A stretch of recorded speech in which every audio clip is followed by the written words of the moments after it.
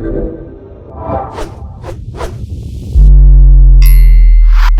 right, Jim. Nice to meet you. Nice to meet you, Danny. Thank you so much for coming, man. We've been chatting for a while and trying to make this happen for quite a while. So We have, and as you know, my life, I have 4 careers, and so it makes it really hard to commit to anything. yes, absolutely. For people out there who may not be familiar with you, can you please give us like a brief background in your academic career? And then after that, I kind of want to go backwards in time into your childhood and how you got started in all this stuff. I'm happy to do that, and thank you for saying that there are people out there who likely don't know about me. That's actually something I work very hard to make sure is true. I am not someone who feels a need to be out there like so many. So academic career. Let me go back to when I first decided I wanted to become a scientist. So I was 4 years old, and we were living in St. John's, Newfoundland. My mother took me to see a science fiction movie. I think it's the first movie I ever saw in life. And for whatever reason, and to my 4-year-old mind, I decided science was a doorway to fun and adventure. What else does a 4-year-old boy want in life? So the next part I don't remember, but my parents often said that evening when Dad came home, I told him I wanted to become a scientist. So that's the beginning for me of the dream of becoming a scientist. Remember the movie? Yes. A couple of years ago, maybe 10 or so, I started to use the web to see if I could find scenes that had been locked up here since I was 4 years old. Maybe it was 15 or 20 years ago I started the search. Probably 10 years ago I found the movie. It's a movie called Spaceways. It stars Howard Duff and Eva Bartok. Spaceways? Spaceways. Oh, wow. It's a terrible early 1950s science fiction story. It's science fiction. It's a love story, science fiction, and a murder mystery all rolled into one. Oh, and so wow. it's at YouTube. So I watched it when I found it and said, I'm glad I took the science part out of that. And so you were only 4 years old, huh? Yeah, when I first thought that science would be a cool thing. So my dad was in the U.S. Army, which is why we were living in Canada at the time. And we moved around quite a bit as a kid. I was actually born here in Tampa. But by the time I was 1 year old, we were living in Cocoa Beach. By the time I was 2 years old, we were living in San Antonio, Texas. And by the time and then by the time I was 3 years old, we were living in Canada, in St. John's, Newfoundland. Oh, you were all over the place. Yeah, and by the time I finished 6th grade, I had been in 6 different schools. So whoa. I had a rather unusual childhood. But one of the constants— Do you have any brothers or sisters? I had 2 brothers and a sister. Unfortunately, one of my brothers was deceased as of 2006. Sorry to hear No that. problem. It's a part of life. Yeah. Death also is a part of my academic trajectory. It's really, let me just explain it. I'll try to make it all make sense. So, started school in El Paso, Texas, Fort Bliss. There's a big Army base there. Daddy was stationed there. And when I started school, I already knew how to add and subtract, but I couldn't read. And that was the greatest challenge I had at the time, was learning to read. There was a parent-teacher conference, and the teacher told my parent that, he's really good at arithmetic. She didn't use these words, but the equivalent was he sucks with it because of reading. But she suggested that if my father took some books home about things I really loved, I'd probably put that same energy from arithmetic into learning to read and write. Dad remembered his 4-year-old son came home and said he wanted to be a scientist. And so Dad bought 2 kinds of books on horses, because I loved horses, Roy Rogers, and books on space travel and science. And so very quickly I was reading very well, because it was driven by my own internal desire. We're kind of a strange family in the sense that I am the 3rd generation in my family who sort of makes their living, at least in part, using mathematics. My grandfather was a sugarcane farmer in Alabama, and the family story is he could neither read nor write, but he could do arithmetic. What? Now yes, exactly. That's the reaction people is, why would that be so? Well, it turns out, if you are familiar with people who live on farms, you know that it is often the case that as a farmer, you have to get seeds and implements in order to bring in a crop, and you have to go to stores in order to make that happen. And when you do that, it's typically on a loan basis. You get basically effectively a loan that has to be paid back when the crops come in. Right. So those ledgers can be subjects of disagreement, shall we say. And one way, apparently, like I said, from our family stories, that my grandfather learned to do arithmetic was in order to put himself in the position of being fairly treated by store owners. Wow. So it was a practical skill. It wasn't something highfalutin. It was a practical skill. Right. And my dad never finished high school, but he was committed to the idea of education. And when in the 60s, he was working on his general equivalency exam, I remember watching him study trigonometry and algebra and having the time of his life. So our love for mathematics comes sort of back that far. I have two children who are going to be scientists, and one of them studies black holes. So these black holes. Studies black holes. My daughter studies black holes. I have a twin boy and a girl. My son studies biology, and he grows human neurons on artificial surfaces. Oh, wow. So we are a science family. My wife is a medical doctor. But in my trajectory, like I said, we came about it naturally. And when I was in high school, or junior high, as it was called back then, I developed a deep passion for science. I loved mathematics because that's part of our family tradition. And I also had a deep passion for Marvel comic books.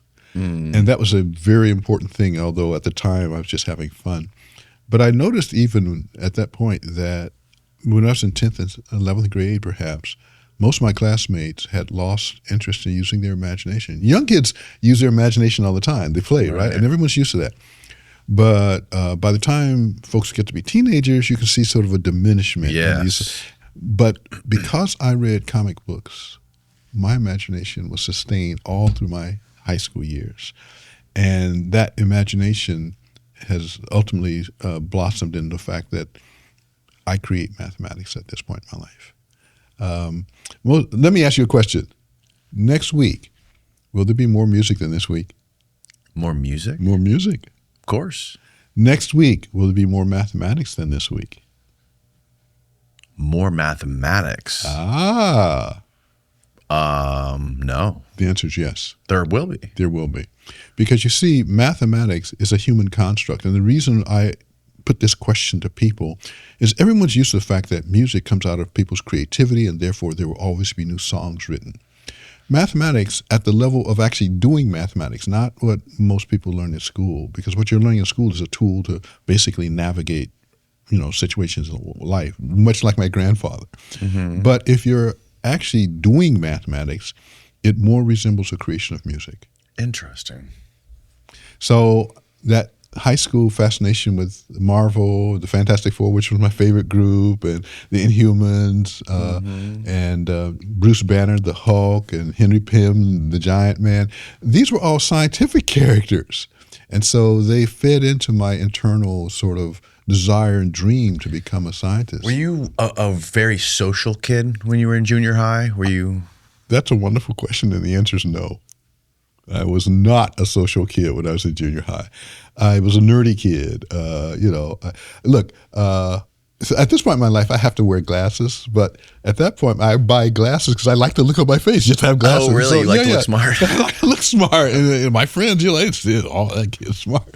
So yeah, I was doing stuff like that. And so, but being a nerdy kid is not necessarily a good thing, particularly in your late teenage years. Right. So early, in school in those days, they used to have what we call talent shows, where students would get up and sing, a dance, or perform something in performance art.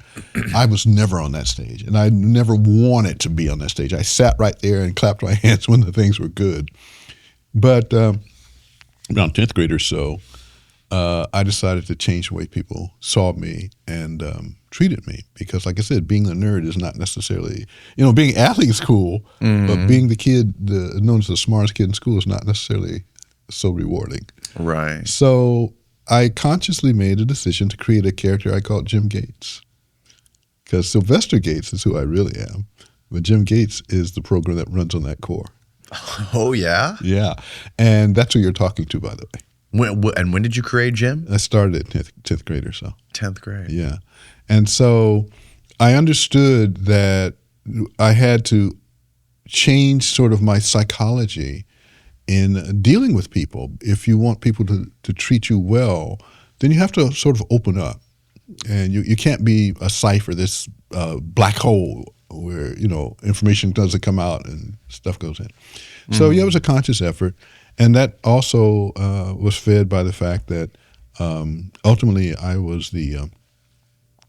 had a physics teacher named Mr. Freeman Coney, and I was in 11th grade. And when I took his class, I realized it was not all of science that I wanted to do, but only physics. But not just physics of like building stuff, because I love math. I wanted to do physics at the boundary of reality and mathematics. I call that place mathicality, and I always knew that's what I wanted to do. I also, because of the use of my imagination, I kind of got a hint that it's a little bit like creating music. Even at that age, I knew that. And so that was sort of an eye-opening moment for me. The other eye-opening moment was when I was 14, and I was an avid TV watcher at that age, and so I watched all kinds of things. But there was this show called Make Room for Daddy, starring Danny Thomas, and in one episode, a relative of his came to visit the family. This kid was like portrayed as some kind of super genius kid, and even though I didn't think I was a super genius kid, I thought, well, that's the kind of guy I kind of want to be like. And he went to college at this place called the Massachusetts Institute of Technology, MIT. And that was the first time I had heard of such a place. And what I got from the television story was it was a university or college where the only thing they made you study was math and science. I called that the good stuff. And so that was my decision to want to go there at age 14. Wow. So that's my early trajectory. You said you spent a lot of time reading comic books. Yes. And you were really inspired at a young age watching a science fiction movie. Yes. Were you sort of like really interested in things like space travel or like bigger, crazier ideas of like the universe? Or was it all were you just loving the process of doing math and being obsessed with physics? So you have touched on the guide stars for my life in that period. Not only was I reading science fiction, but I was also reading about real science. I was fascinated by the space race. This is like post-Sputnik 57, the Russians put up a satellite, and therefore there was a lot in the popular media discussing science and not just science fiction. So, for example, there were television shows like there was one show that had a real large impact on me. The name of the show was Men into Space, and it was a drama series of anthologies telling stories about what space travel would be like once humans started to explore space, near space of the Earth. So that was a great inspiration. And other inspiration was just learning about science, learning about molecules and atoms and chemistry, which I was obviously doing in school, but also integrating that into sort of a deeper level of my emotional attachment to the universe. Going back a little bit earlier, when I was about 7 or 8 years old, we made a car trip. I'm sorry. In 1956, when our family came back from Canada, we made a car trip from New Jersey to El Paso, Texas. And one night, as we were driving along, I remember laying my head back and looking out of the rear window of our car. And this was the first time I basically saw the stars in the Milky Way that you can see outside of a city, because it's an amazing light show out there. And so that was part of who I was. I was taking in all of these things. It's like a computer, you feed data in it. I was taking in this stuff. And so that experience in particular made me begin to understand how small we are. Because if those points are lights, are stars, or like our sun, which I had learned about, and they look like just tiny points of light, how far away are they? Right. And so I experienced a kind of an internal, emotional, intellectual big bang from that experience. So all of those are things that went into the mix of who I am today. And as I look at it, it's amazing to me that there was this coherent driving force in my life from 4 years old to 18, and it all pointed to science and math. And like I said, I don't know why, but that's my story. The warmth is already drawing us out of hibernation this year, and all it took was one hot day at the fair to remind me that festival time means hydration time. And that's why I keep Liquid IV's hydration multiplier on me at all times. Whether it's a 3-day festival, exploring the farmers markets, or a 12-hour flight to a destination wedding, Liquid IV is superior hydration than just water alone. And right now, you can get 20% off with our code DANNY at checkout. Whether I'm at the beach, at the golf course, or even at work, I always keep a stash handy. I like it because it's simple and convenient. You just tear it, pour it into the water, mix it up, and you're good to go. One stick with 16 ounces of water hydrates faster than water alone, and it's powered by LIV Hydroscience with an optimized ratio of electrolytes, essential vitamins, and clinically tested nutrients that turn ordinary water into extraordinary hydration. You're getting 3 times the electrolytes of the leading sports drink, plus 8 vitamins and nutrients in every stick. They've got all kinds of amazing flavors. They're so good, even my kids like them. They prefer the popsicle firecracker flavor. So it feels like a treat instead of a chore to stay hydrated. If you've got long days ahead of you this season, this stuff makes a huge difference. Stay hydrated with on-the-go hydration from Liquid IV. Tear, pour, and live more. Go to liquidiv.com and get 20% off your first purchase with the code DANNY at checkout. That's 20% off your first purchase by using the code DANNY at liquidiv.com. You know, I remember, it's really embarrassing to admit, but I was in my 20s when I found out that the stars in the sky were actually like suns. Yes. I was like, oh God. When I finally understood it, I was like, oh my, I'm so dumb. Well, but at least now my 6-year-old understands it. So like, I feel better. That's a great legacy that you have. Yeah, exactly. With your son. So like I said, there were always these coherent drivers in my life, all through my, from 4 years onward, that pointed towards me combining my love of mathematics and the study of nature, and in some sense entering a deep intellectual connection of how I am connected to the universe. Of how you're connected to the universe? Yes, because all of us, one of the most fundamental questions I think a human can ask is, who am I? But another is, where's this place? And the third is, how am I situated in this place? So these are philosophical questions, certainly, but my perception as a child and a young adult, into young adulthood, and I guess even now, was that the best way for me to understand the answer to those questions was to pursue a career in science. We first went to MIT, is that correct? 1969, I told you about Danny Thomas, so let me back up a little bit. Okay. And, watching the show back when I was 14, I learned about MIT. When I was a senior, we take the standard test, and I did okay on the SATs, but I did a fantastic job on physics because there's a separate. Oh. Naughty. Yes. So when I was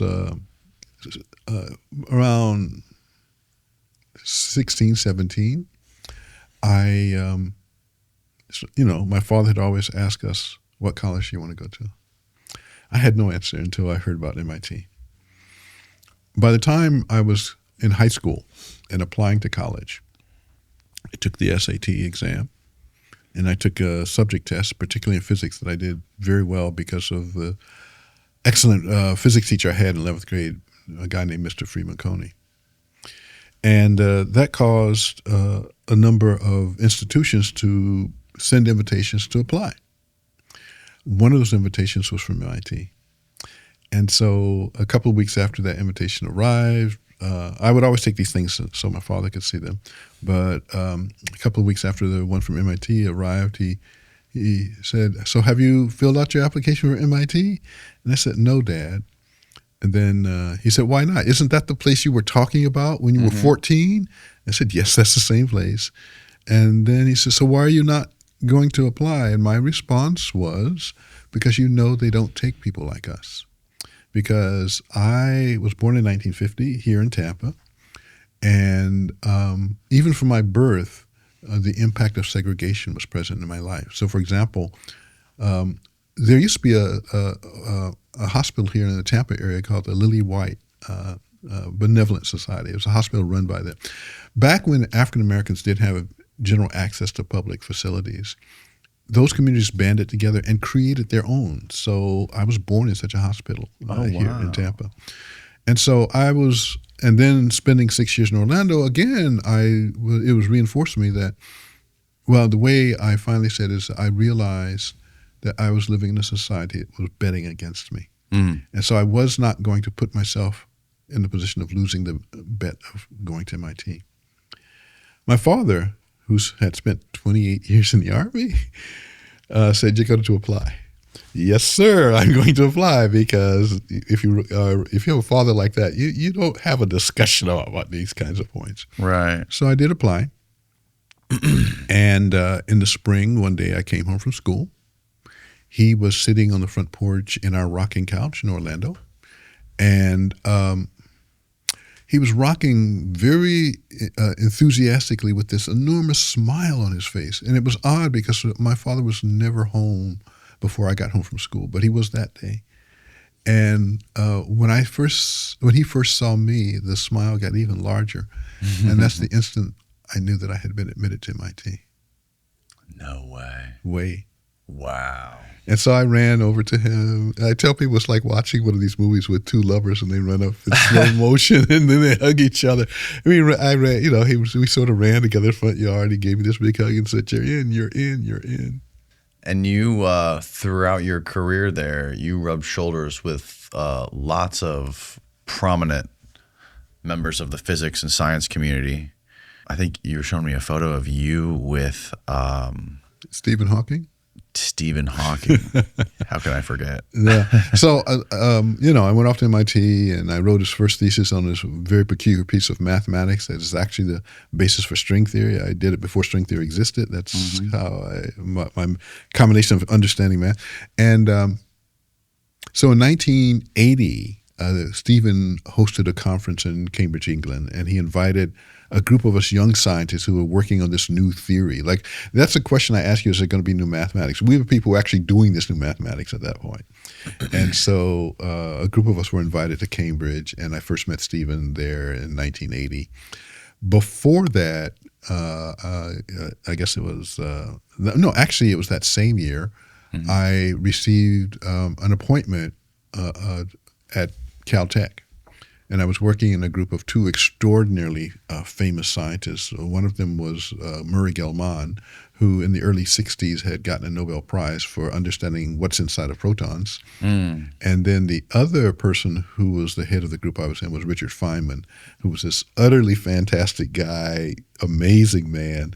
And so those were some of the people who had a major influence on me as I'm making the transition from being a student to being an actual independent researcher, looking at questions about what does the universe look like when you think of things smaller than atoms, and what is space itself, space and time? What did Einstein do? So I'm dealing with all these questions in this period.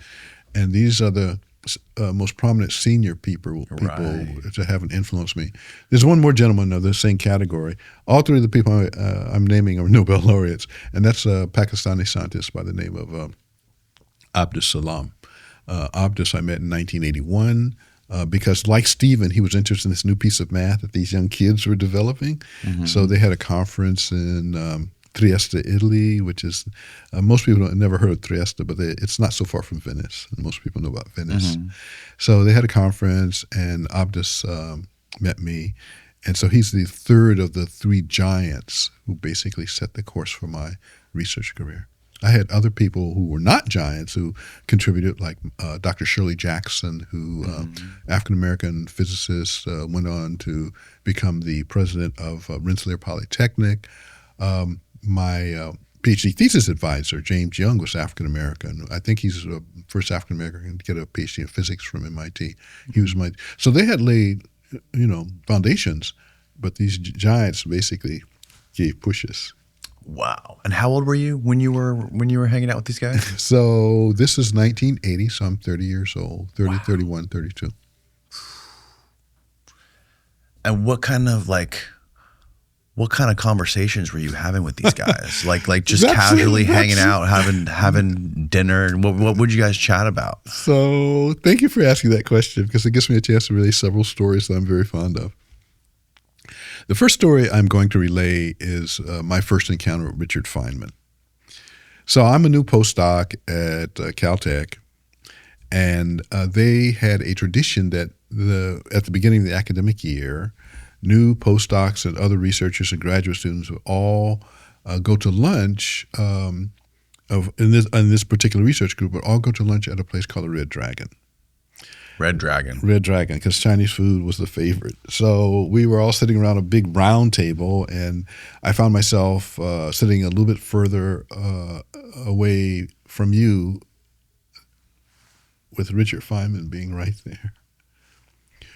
All the time I had been a student at MIT and then later at Harvard, he was just, well, many of us think he was the smartest scientist after Einstein. This guy was incredible.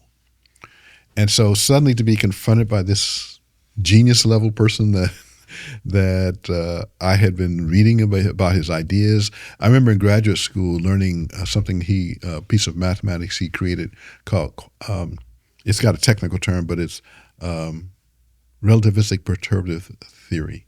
It's a kind of way of making calculations about atoms. And he's the first person to figure out how to do it. And that's why he won the Nobel Prize. And I remember studying that as a graduate student.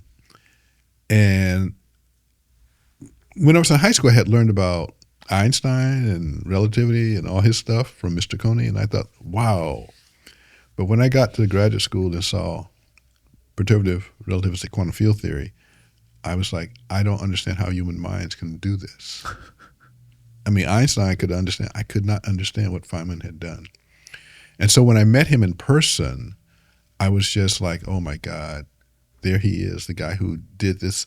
It's not something that most people will ever encounter in life, but it's one of the most startling human achievements in understanding the universe that has ever been made.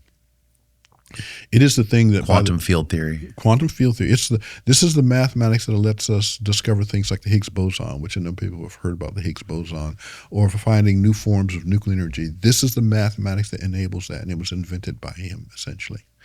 So I'm sitting across the table, and people are talking, and my thought is, if I say anything, he'll figure out I'm an idiot. So he'll what? Figure out that I am an idiot. Oh, okay. And so under those circumstances, what's the best way to proceed? How about say nothing? So I'm sitting at the table and the conversation's going on. Feynman was just an amazing person. He was fun and a genius. I mean, just perhaps some of your viewers will use this as an opportunity to go find out about this guy. But so I'm sitting there quietly. And then finally he turns to me because he noticed I hadn't said a word. And he says, Mr. Gates, that's your name, isn't it? And I said, yes, Professor Feynman. And then he said, you know, when I was your age, I wanted to wear my hair just like that. There's a picture of me at those age. I have a huge, perfectly spherical afro. And that's what he said he wanted to have as a kid. And that was my reaction. Pull up a picture of Richard Feynman in the 80s, see if you can find it. And I'll send you the picture of me and my afro if you wish. Do you have a picture of you guys together? No, I was never clever enough to get that picture. So I only have the story. But when he said that, my reaction was exactly the same as yours. I broke into laughter. And then suddenly I was never afraid to speak to Richard Feynman again. Wow. Yeah, I can picture it. Yeah, he was an amazing guy. I think he could pull it off. Oh, look! If you read about him, you'll find out he played bongo drums. He was at Los Alamos. In fact, the movie Oppenheimer, there's someone who portrays him in the movie. Oh yeah, yeah. So he was. I mean, he was quite an amazing character. In addition to being just this amazing genius physicist. When I first heard about Amanita muscaria daily capsules, I was skeptical because I'm not one to fall for new hype. I've already tried every nootropic and natural product out there. And then Amantara gave me these capsules with the assurance that they're not just some gimmicky supplement.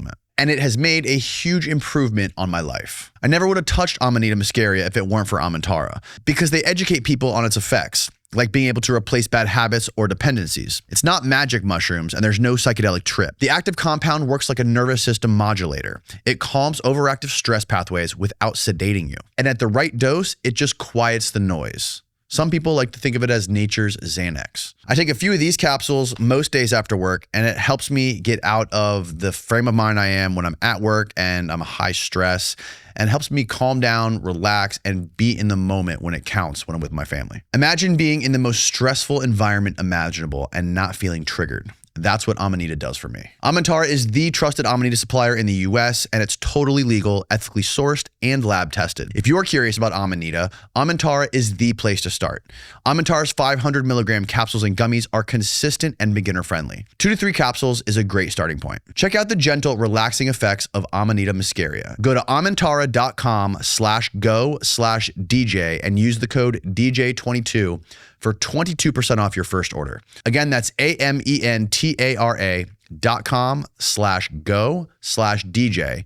And don't forget to use the code DJ22 for 22% off your first order. What is it about? You've spent so much time with these sorts of people, and you are one of them yourself. What sort of common attributes do you think these people have that makes them such abstract thinkers and such geniuses? 2 things I have seen that I have tried to emulate in my career.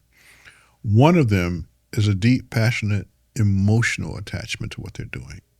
Most people think of mathematics as being something cold and very separated from one's emotions, but that's not what I ever saw in any of these people. It was a deep passion. I would use the word love for what I saw them doing in their work.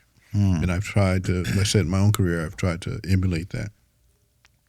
The other thing is an absolute commitment to being their own person in how they think about problems. Because if you look at most of the way that we humans behave, we're actually herd animals. And so we are influenced by what I like to call the human ecosystem around us in our discussions. These people all had an absolute rigid, maybe the obsession is the right word, rigid to get it to think about the way I think. And by I mean the person doing the thinking, either Feynman or Gelman. Interesting. And so it's a kind of iconoclasty where, yes, they listen to what's going on around them, but the actual things that they think about is internally generated. And that means that they're not following the crowd. There's a saying about marching to your own band. Each one of them in their own way was marching to their own intellectual and mathematical and physical band. Interesting. So they don't let outside influences corrupt their way of thinking or their decision making. That's exactly right. That's exactly right. Because, it kind of ties to a little bit what you were mentioning earlier in your childhood, how, you said that you kind of were able to be creative longer into your, deeper into your youth compared to the people that you were around because you were exposed to the comic books.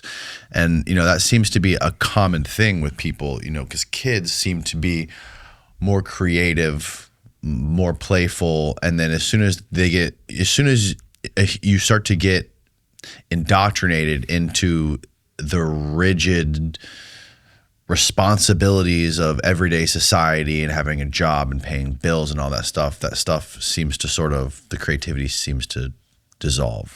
And that's what I was observing when I was reading comic books and science fiction in high school. I was aware of the fact that my classmates effectively were stopping doing that.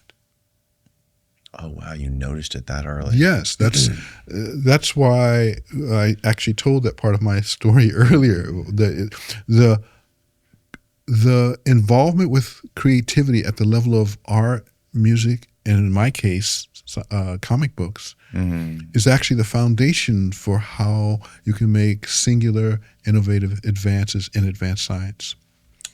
Okay, so you're in MIT, and how many years total did you spend at MIT? So I was admitted as a freshman to MIT in 1969, and then in 1973 I got my 2 bachelor's degrees, which was an accident, but it's true. My first bachelor's is in physics, and my first bachelor's was in mathematics, and my second bachelor's was in physics. And the reason it was an accident was because my grades in mathematics were better, so I declared myself a math major because I was thinking about grad school. But I was studying physics, so that was my love. And then in my senior year, a friend by the name of Inez Hope said, I bet they'll let you get both degrees. And we went to the physics headquarters. They looked at my transcript, said, you look just like a physics major. All you got to do is take the lab courses. So I wound up with 2 degrees in 4 years, but that was not a plan. Oh, wow. Then I applied to graduate school in 1973 and fortunately got admitted, and that's a whole other story you don't have time to hear.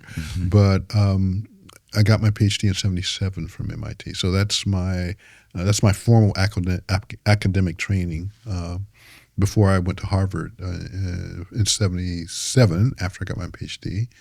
And that's when I started meeting these Nobel laureates because although I didn't ever have a close interaction with them, Steven Weinberg was also a Nobel laureate, and it was at Harvard when I was beginning my first postdoc. And in fact, he invited me to give a lecture to his seminar series that he was running. And then from when I finished at Harvard in 80 was when I went to Caltech and began a 2-year appointment. And so that's when now I'm meeting Feynman and Gelman and Salam and just, the big thinkers, so to speak. Did you ever come in contact with Ed Witten? Did I come in contact with Ed Witten? Let me tell you some Witten stories. I would love it. So in 1975, when I was still a graduate student at MIT, but Edward was at Harvard, one day, at one point, another Nobel laureate came to give lectures at Harvard. And so a number of us would get on the bus down at MIT and to go up Mass Ave to Harvard and then go to physics lectures to hear this Nobel laureate. And at the end of one of those lectures, I was sitting near the back because I'm never a front row guy in some sense. I was sitting in the back with some of my office mates. And at the end of the lecture, this person stood up behind us and asked this incredibly deep, intricate question. And so I didn't turn around to look at him, but I leaned over to my office mate and said, who is that guy back there? And my office mate said, oh, that's Ed Witten. He thinks he's smart.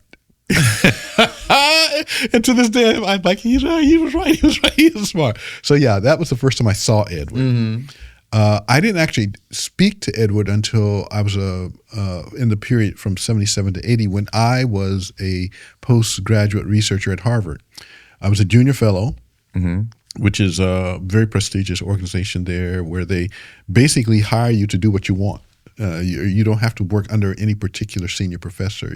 You can explore your interests. And so I was exploring this kind of weird mathematics that underlies string theory at that point. This is before string theory existed, but it had gotten me there. And so one day I was walking down the hallway, and Edward had the door to his office open. And I had never spoken to Edward. And he said, Jim, what are you doing? Come on in. And I always felt, I was like, how in cartoons people turn into water? That's how I felt. I'm like, oh my God. He knows, first of all, he knows my name because I had never spoken to him. And then he asked me what physics I was doing. And I explained what I had just been doing recently. And this was the first time I saw genius up close in my life. So I was explaining something that no one else in the world had worked out. And I had just sort of gotten to the beginning of figuring out the answer to this problem. But I had some insight. I explained it to Ed, and very quickly it was like watching, most of us in reading the alphabet would say A, B, C, D, right?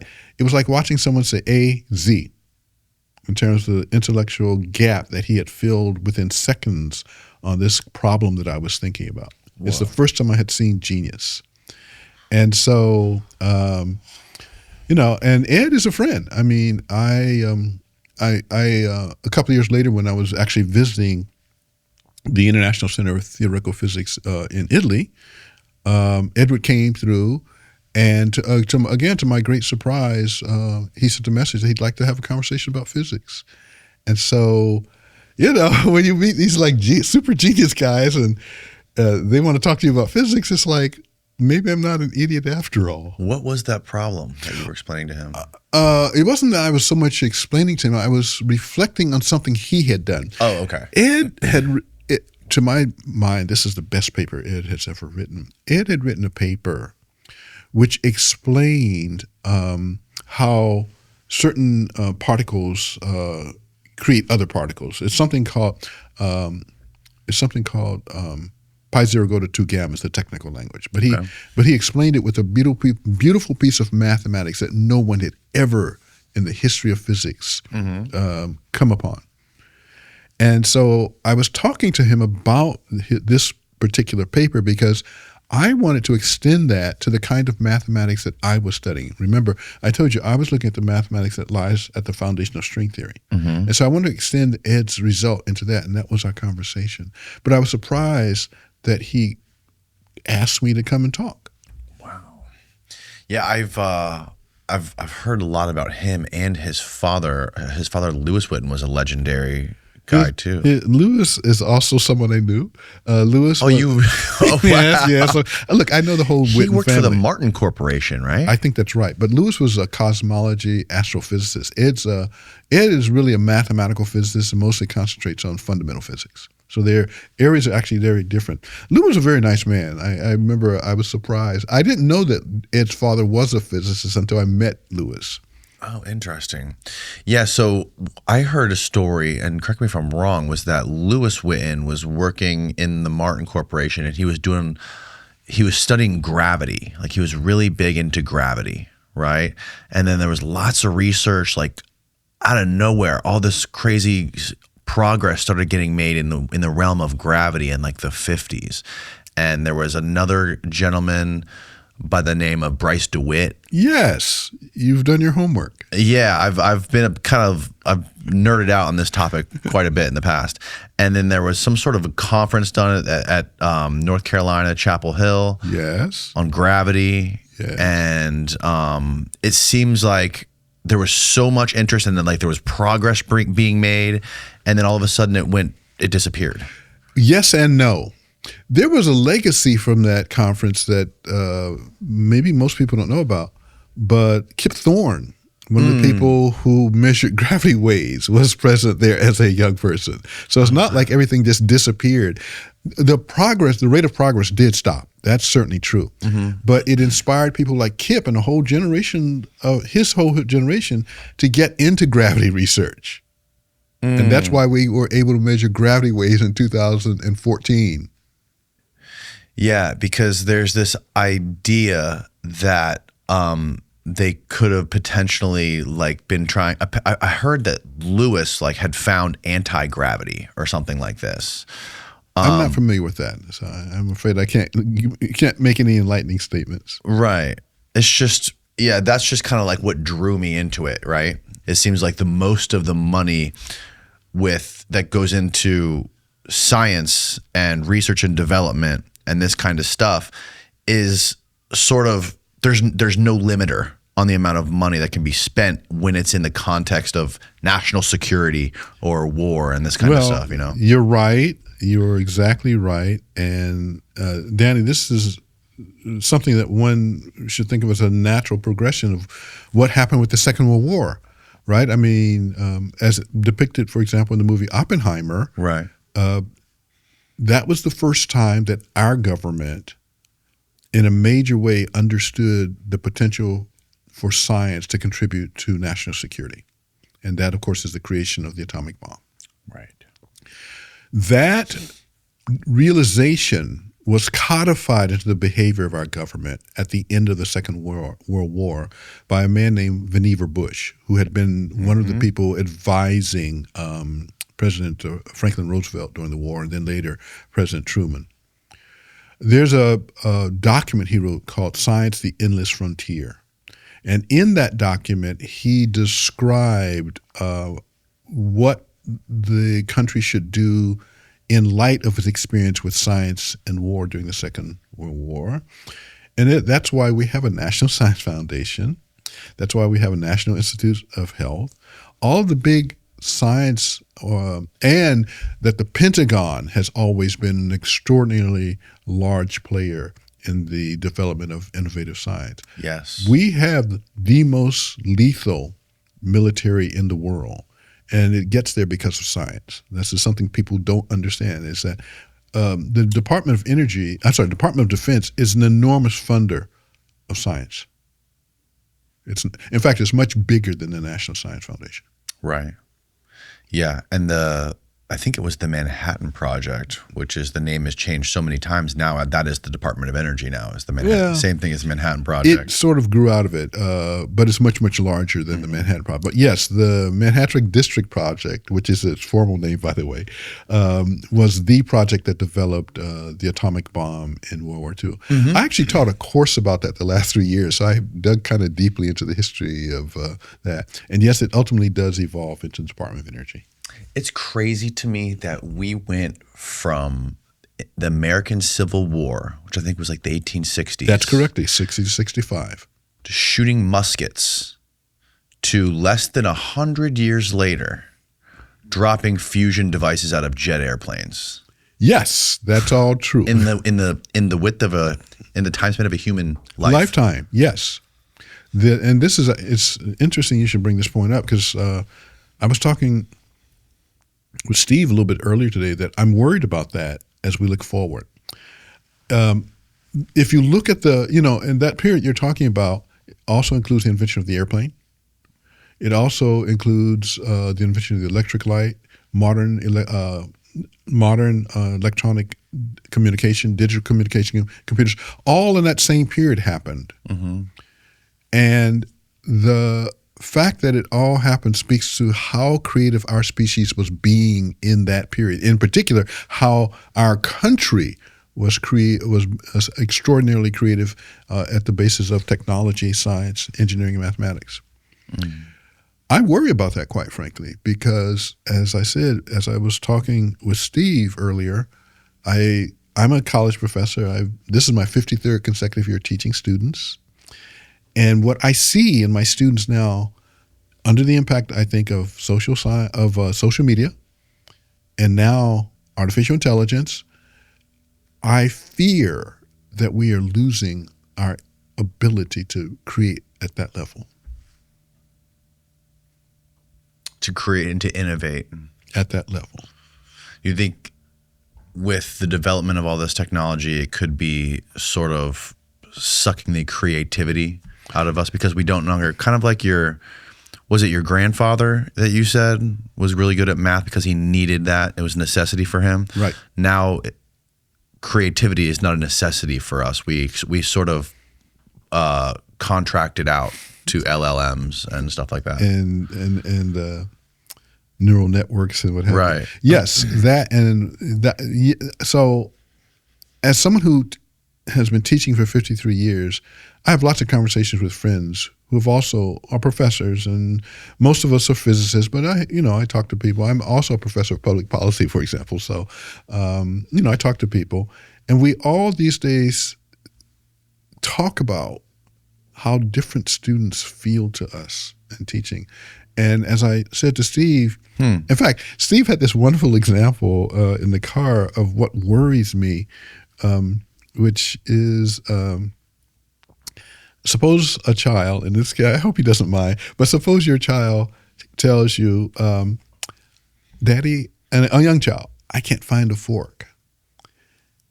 And then you sort of wait for the next step, which is maybe the kid's going to go look for it, but they just stand there and say, Daddy, I can't find the fork.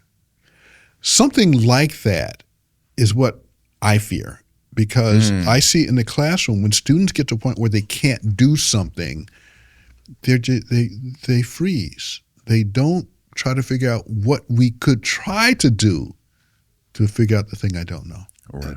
And that's the essence of innovation. That is the essence of innovation. And I think you're right. I've been thinking about this kind of stuff a lot. And I think you're right about that, man. I don't know where it goes, and I don't like the fact that it's all becoming distilled and centralized and controlled by very few people. Yes. What you just spoke about is called diversity. And I tell people,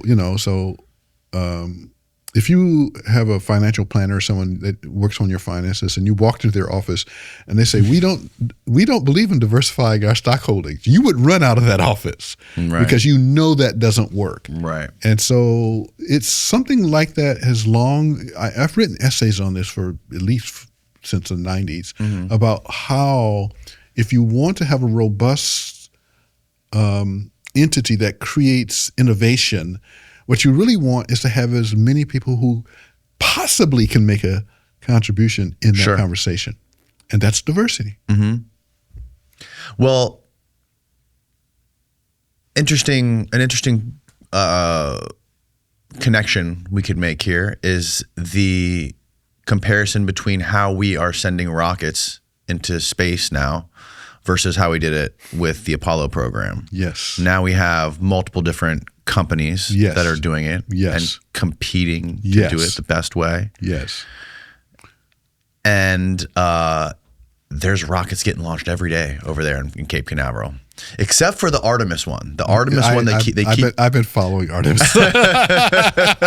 My interest as a kid started with space, so it has never diminished in 70 years. Yes. They're Elon's SpaceX is sending satellites into space every single day, and but the Artemis one has just been sitting there forever. We know. Like I said, but the other thing, you mentioned SpaceX and its accomplishments. But there are other countries doing this too. China has actually landed. You know how one of the SpaceX systems comes down and it doesn't actually land. It gets caught by a bunch of clamps. This thing, right. I can't. remember. It catches the rocket. It catches the rocket. Yeah. China has done that at sea. They've done that what? At sea. Oh, really? Yes. On a ship? Yes, on a platform. So this is the kind of thing, like I said, about thinking about different ways to do things. Well, here's an example that, from your surprise, you haven't heard it. I don't think most Americans know this is going on. If you've ever shopped online, chances are you've purchased from a store powered by Shopify. It's easy to spot that purple Shop Pay button. That's what we use for our merch store. The purple button has all your payments and shipping info, so you don't have to track down your card or hope your browser remembered your payment info. That's the reason why so many businesses use Shopify. It's because they make it incredibly easy to run and start your own business online. It's the business behind the business that really counts, and that's where Shopify excels with convenient tools and workflows. Shop Pay has the best converting checkout on the planet, meaning fewer abandoned carts and way more sales. It's a game changer. You can spread your brand's word with the built-in marketing and email tools. Don't want to build your own page? Shopify has hundreds of beautiful, ready-to-go templates to express your brand and forget the code, like Daylight Computer, whose website is gorgeous. So if you've got a product, a dream, and the drive to make it happen, Shopify is the platform to help you do it with ease. Because businesses that sell more with Shopify. See less carts abandoned and more sales go with Shopify and their Shop Pay button. Sign up today for your $1 per month trial and go to shopify.com/Danny Jones, all lowercase. Again, that's shopify.com/Danny Jones. Shopify.com/Danny Jones. I saw the other day that, Elon Musk has been historically obsessed and has made it clear that his mission is to populate Mars and get human beings to Mars. Yes. And I think just a couple weeks ago, he posted something saying, no longer is this my goal. Yes. Now we have to focus on the moon. Yes. Are you surprised at this? No. Several years ago, I was on a panel at Rensselaer Polytechnic Institute, and the question before the panel was, are we going to Mars? And the other panelists included Dr. Shirley Jackson, who was the president of RPI at the time. There's an organization called space.org, and the CEO of that organization, a retired admiral, as I recall, was on the panel. And then Ellen Ochoa, who is a retired astronaut, was on the panel. And so there was this hour-long discussion about going to Mars. And everyone else, were basically supporting Elon's claim. Mm-hmm. And I was the only one saying, no, we're not going to do that.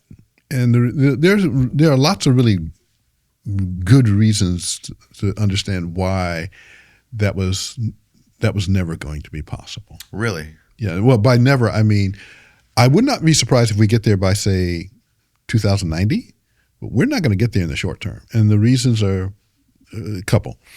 One of the reasons that it was always impossible to adhere to the timescale that was being hyped is because if you look at the exposure, so we live here in the Earth, and the Earth I like to say it is a hospitable home.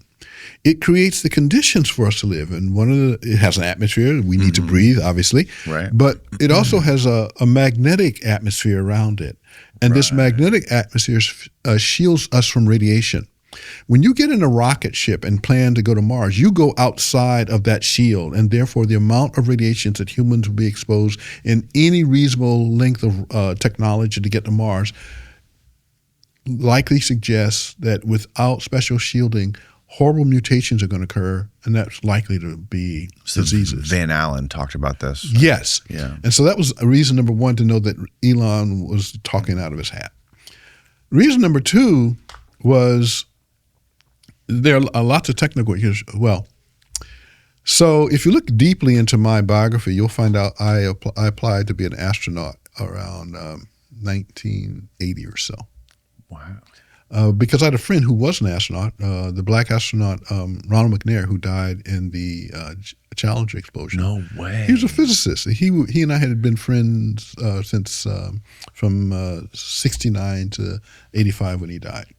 So when I was going to Caltech to work with Feynman and Gelman, he had convinced me to apply to NASA because they were accepting new applications for astronauts, and I applied. And I got pretty far along in the process. And so I got a chance to talk to some of the engineers who had actually built the Apollo Saturn V that got us to the moon. Mm-hmm. And they made this statement which utterly astounded me at the time. So this is like 1980. The moon landings the first one was in 69. Mm-hmm. They said, we can't do that now. Right. That we cannot produce a rocket that would get us to the moon right now. This is what year again? 1980. 80. Yeah. And the question about why was rather interesting. 11 years later. Yeah, right. 11 years later. And so they had done it, in 73 too? So it went from 69 was the first moon landing, and this last one was from like 73, 75, something like that. Yeah. So in 15 years, what happened? Well, what happened is something that people often don't understand about complex systems in complex engineering. When you build a complex system, it is almost always the case that it does not work the way you thought it would when you designed it on paper. And the way that you get it to work is by having engineers of extraordinarily deep understanding of the mechanisms involved, and they figure out how to make it work. That generation had retired. And that's why we couldn't do it. What was so special about that generation? That they did it. Yeah. The point was, it's a usual thing, I don't know if you work out, but, one of the things that we know about the human body is if you don't exercise, you lose muscle. Right. It's the same kind of a process. Sure. One of the things that was described to me is one of the reasons that we haven't gone back is because the Saturn V was an expendable rocket, and Correct. Now we're spending all of our money on reusable rockets. Right. So to get a reusable rocket that far is exponentially more difficult. It is far more difficult. And that's one of the things that has been a real triumph of SpaceX as we've watched them have rockets that you send up and then they come back down and land. When I was a kid in El Paso, there was a science fiction show called Rocky Jones. And they used to do that then. Rockets would go up and they would come back down. Yeah. And so, I've lived long enough to see this go from a television science fiction show to reality. Do you think, I'm sure you've had to think about this, but I'm curious to hear your answer. Will we ever have a more advanced way of traveling through space other than rockets? Because rockets are essentially guns, right? You're shooting They're basically guns. That's correct. That's correct. Well, what would it take? So Arthur C. Clarke, who was a very famous science fiction writer in the 50s and 60s. In fact, he's the author of the book 2001 that became a movie and what have you. Yeah. Stanley Kubrick. Right. Kubrick made the movie. Arthur C. Clarke said that something along the lines of predicting the future is a very hazardous undertaking. So when you ask me ever, right, I don't know what time constant you're attaching to ever. My suspicion is that, yes, we will get something other than rockets. Now, when I say something other, I mean even, you can build rockets that are basically, they are powered by nuclear explosions. This is something that's been under discussion since the 50s. So we know that in the realm of possibility, but again, that's shooting the gun as you described. Still, yeah. So what do you get to, what can I imagine would be technology beyond that? And the only thing that I can think about is two things. Something that's electromagnetic, where instead of shooting the guns, magnets repel each other. Mm-hmm. So you could imagine that if we had a deeper understanding of how magnets work, we might be able to take advantage of the fact that the sun produces a magnetic field, and then you would have a rocket that would interact with that magnetic field to be propelled. Interesting. So if you ask a crazy person like me about what comes next, this is what comes out. And that is using, obviously, the model of of physics and the universe as we understand it now. We have to know that the sun produces a magnetic field, so that we can sort of become surfers on it. Right. Do you think it's possible that there's any sort of fundamental science that could be being held by private aerospace organizations that has been held from the public academics? I find that extraordinarily unlikely because one thing about scientists is collectively we like to brag when we do stuff. And I think if someone stumbled on something like that, there'd be no way in the world that any organization could stop them from talking about it. Mm-hmm. Yeah, it's been one of the puzzling questions for me over the last 10 years, just seeing. Well, maybe part of this thing that I'm talking about, this slowdown in innovation. The slowdown, yeah.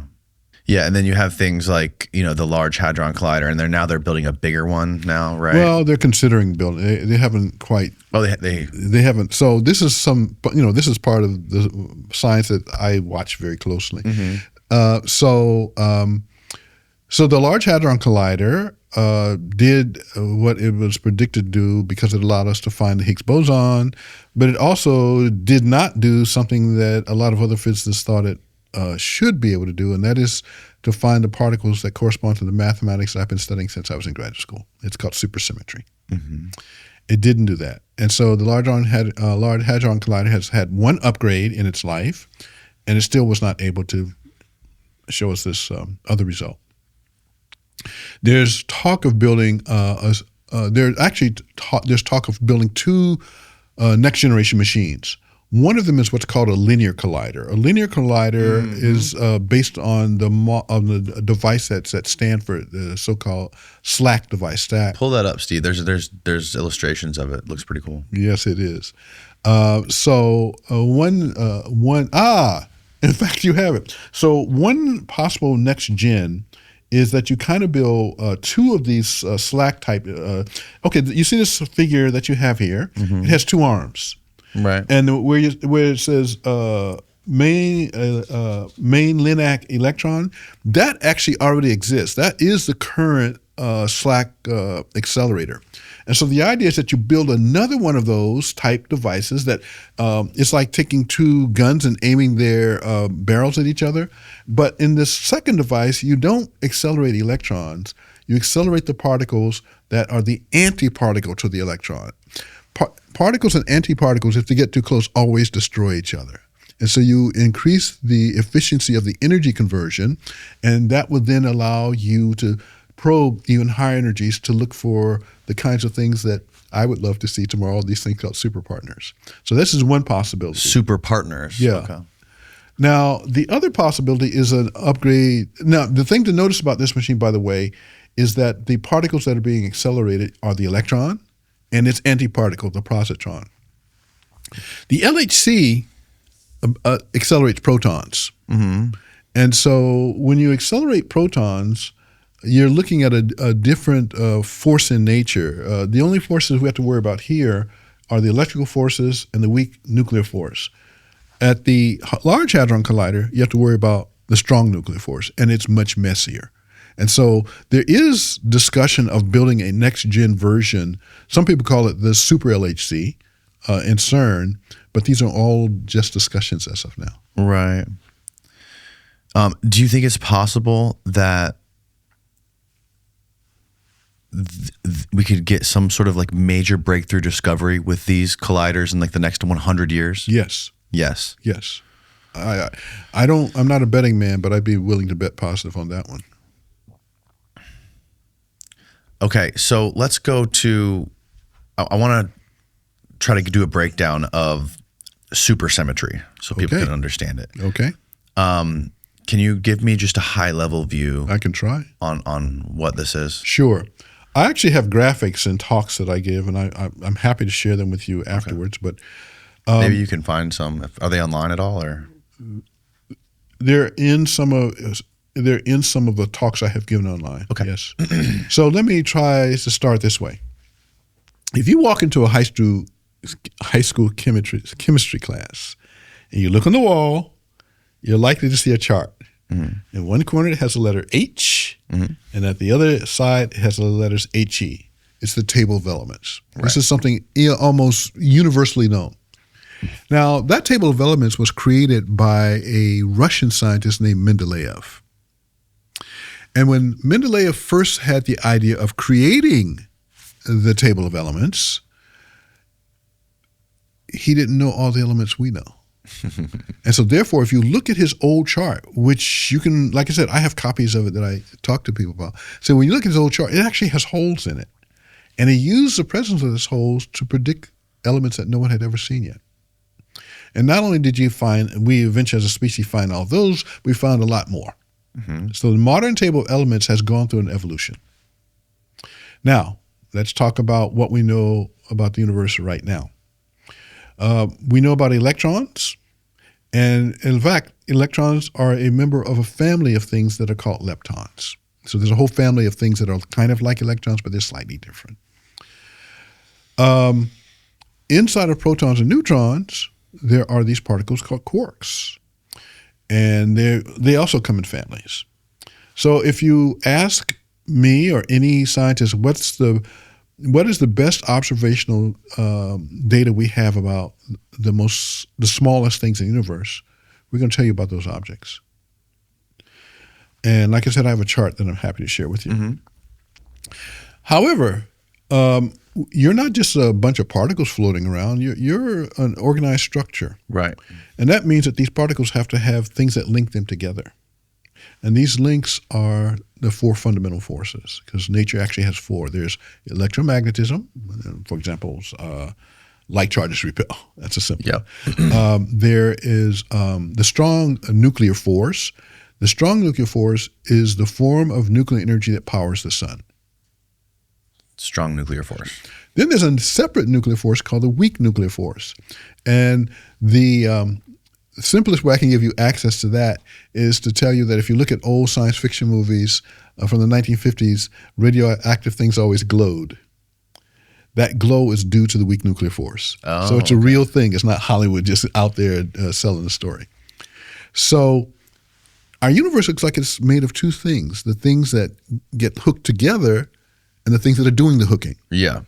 And that's a chart that you can find in many, many places, but the particular version of the chart that I use highlights the fact that it looks to me, and like a lot of us, like what we're looking at is the equivalent of Mendeleev's first table of elements. It has holes. And if that's true, then if we're fortunate, we will one day get the technology to fill in those holes just like we filled in the holes of the Mendeleev table of elements. This turns out to be part of superstring theory, by the way. So I say it's the math that sits under all this stuff. So over here, we can see a demonstration of the table of elements as Mendeleev saw them. And as you can see, if we can scroll down a little bit, you can see there are holes there, those white spaces. Those correspond to elements that no one had observed at the time that Mendeleev put this table together. Now let's go to the next image. This is the modern table of elements, and you'll notice it has essentially no holes left. And there are lots of more boxes here. That's because we have discovered since Mendeleev many, many more elements. And so that's why this is the thing that you see in high school. Now, let's go and look at elementary particles. This table here, that letter E inside of the sphere that you see there, that represents the electron. Okay. And you'll notice there's a grouping of things around it. Every single one of those other spheres represent particles that we have observed in the last 100 years. Those particular particles behave a lot like electrons, which is why they're grouped down there in the same color. Okay. Now, next to that, you see there are a group of particles inside, labels inside of red spheres. Those are the quarks that sit inside of protons and neutrons. And in particular, the U is called the up quark, the D is called the down quark, and that's two up quarks and a down quark sit inside of every proton. Okay. Now, up in that upper right-hand corner, you see more spheres.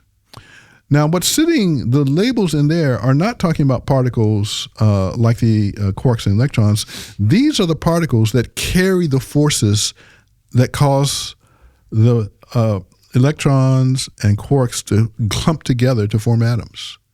Every force in nature has a carrier particle. And so this is what we know about the universe right now.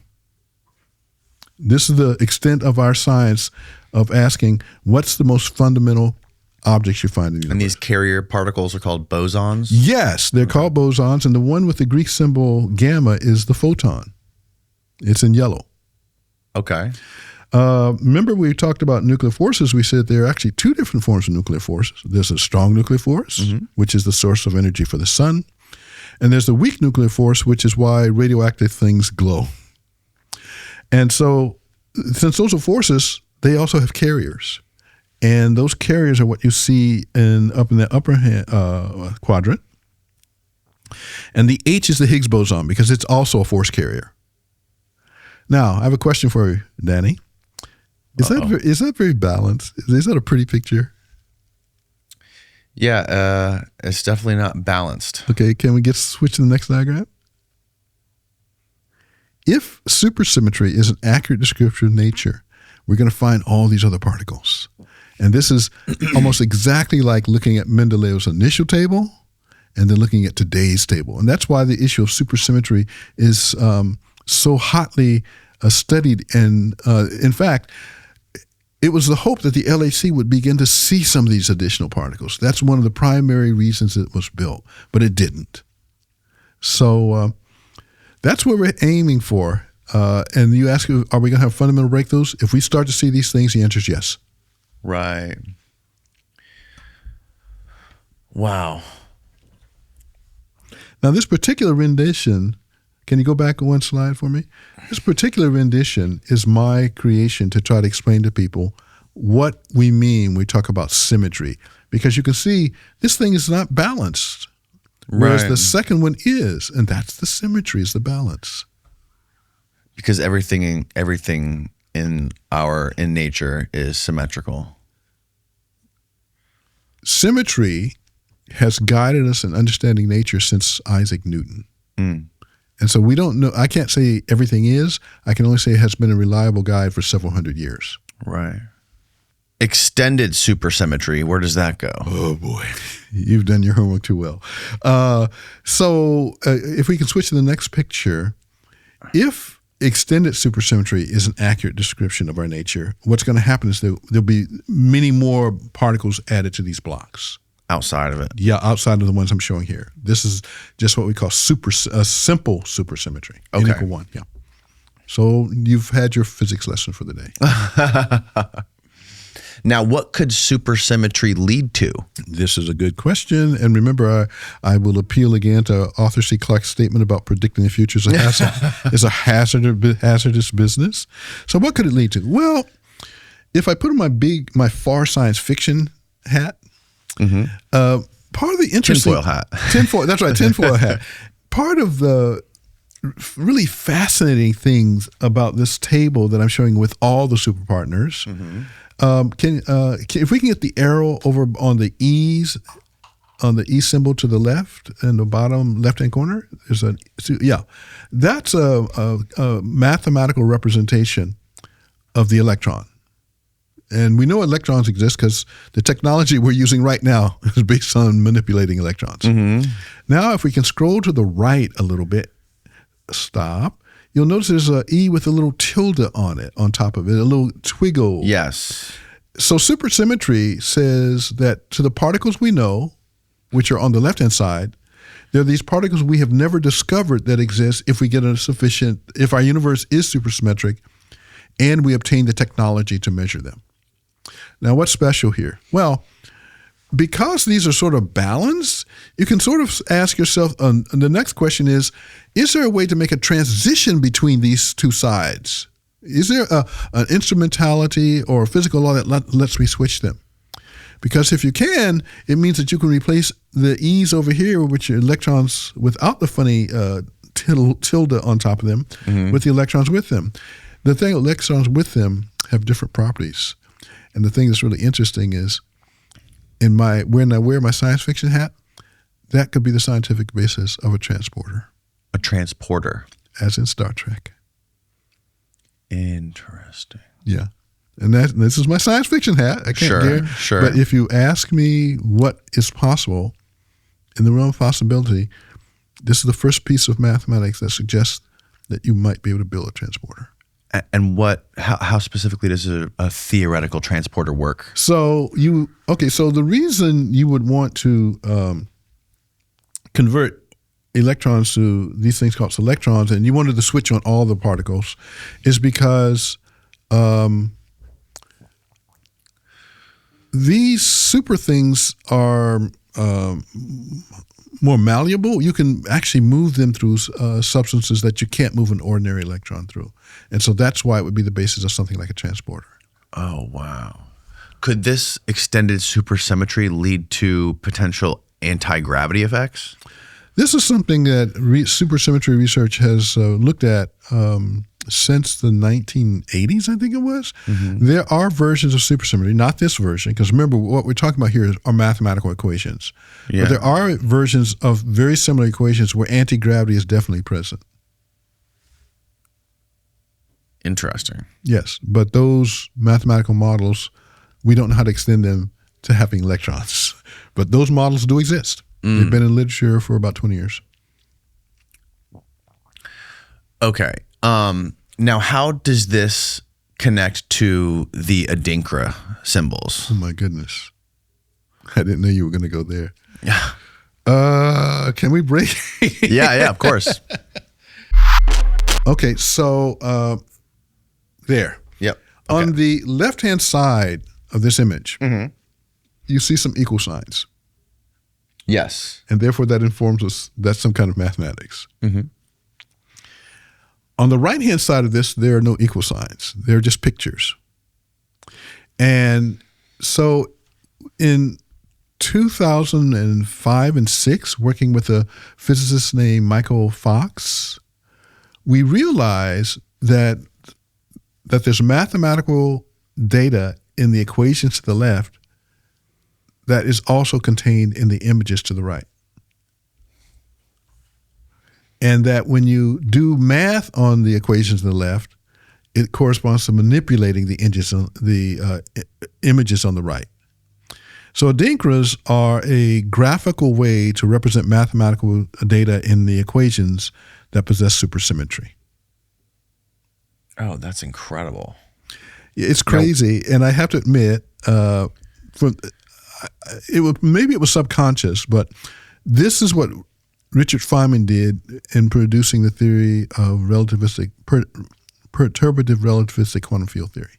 He also has a set of pictures they're called Feynman graphs. And so maybe my coming to this is partly a legacy of having been around him a little bit.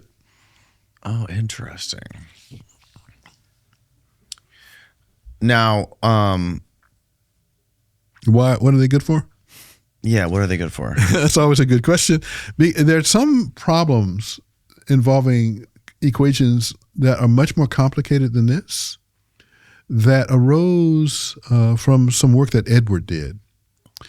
And the particular class of problems I'm talking about is called M theory in the literature. Mm-hmm. And there are aspects of M theory that were totally unknown to us. And so in 2020, working with the 2 graduate students at Brown, we were able to solve some of these problems that Ed had given us and no one knew how to solve. And it involves extensions of these pictures, more complicated versions of these pictures I showed you. Okay. And it involved, so I'm going to give you I'm a professor, I'm going to give you a pop quiz. I'm going to give you a warning first. Word problem.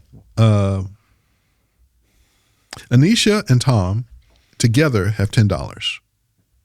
Item number 1. Anisha has 2 more dollars than Tom. Item number 2. How much money does Anisha have and how much money does Tom have? This is what's called 2 unknowns in algebra. And the answer is that Anisha has $6 and Tom has 4, because 6 and 4 equals 10. So that's a problem where you have 2 unknowns. With these young ladies, we figured out how to look at some of these equations that Ed and actually 2 other physicists had presented that have over 4.2 billion unknowns in them. And we solved that using these pictures. Whoa.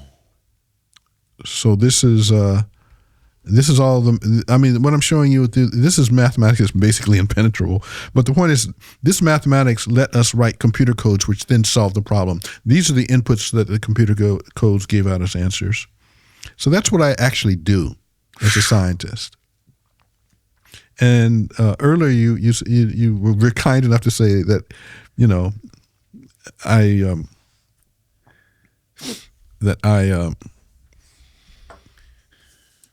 that it's proper to consider me in the company of people like Feynman and those guys. I would hope. I can't say that I believe that, but we're certainly doing the best science that I'm capable of doing. Yeah. Well, so, and also in your attempt to understand the fundamental nature of reality, it led you to this set of equations that are, and I might butcher this, the set of equations that you were led to are indistinguishable from the types of equations that are used for search engines and web browsers that we use on computers. That's the next part of the story, and that's exactly right.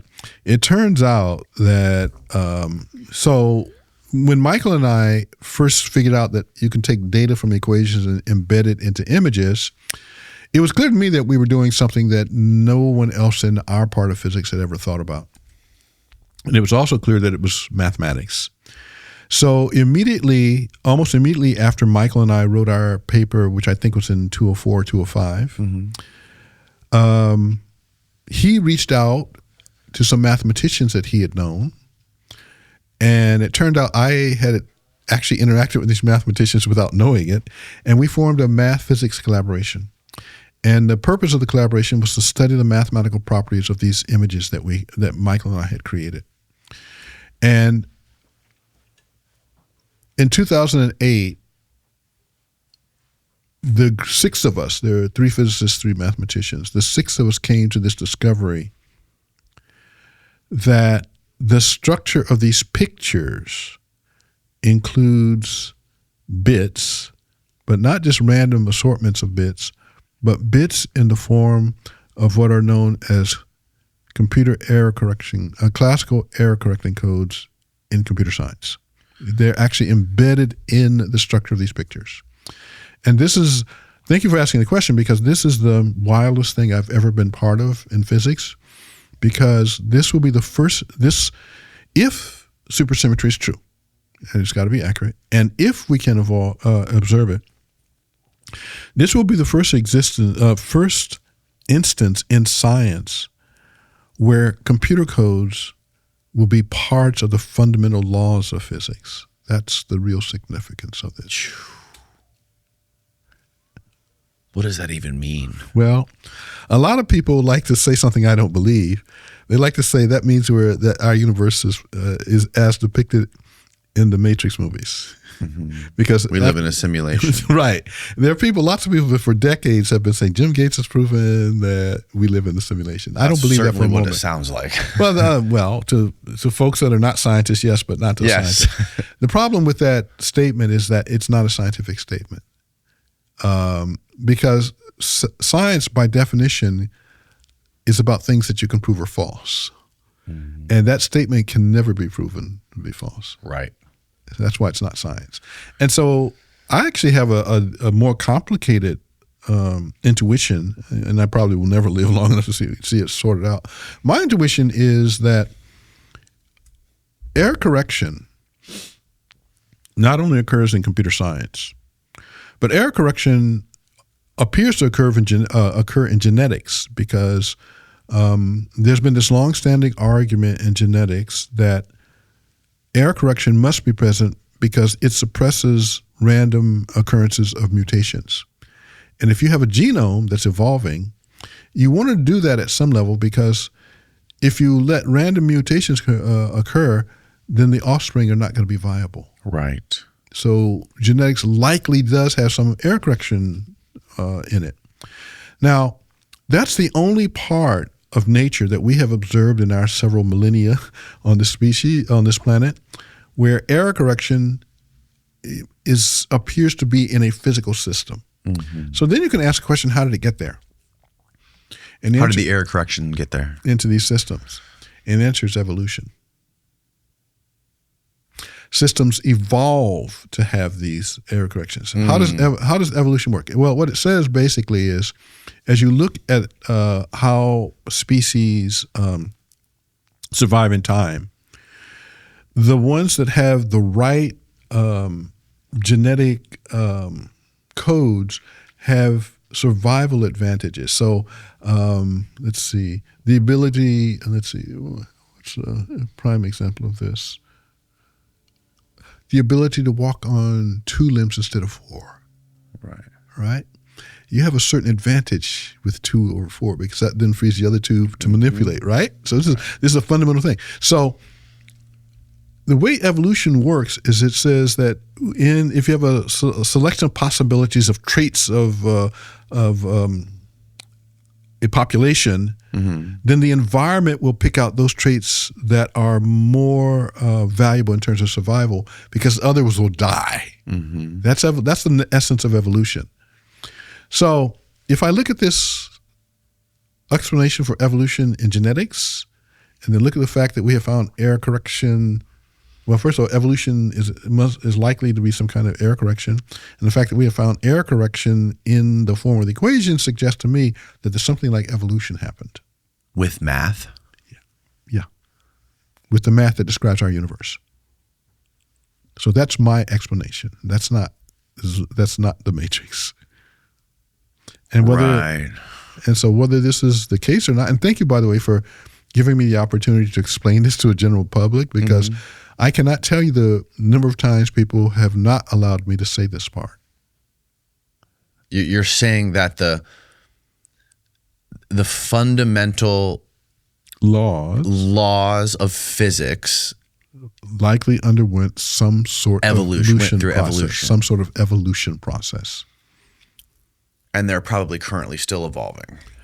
I wouldn't accept that No. because I mean, maybe that's true. Because we are still evolving. We are, but that's biological. That's not.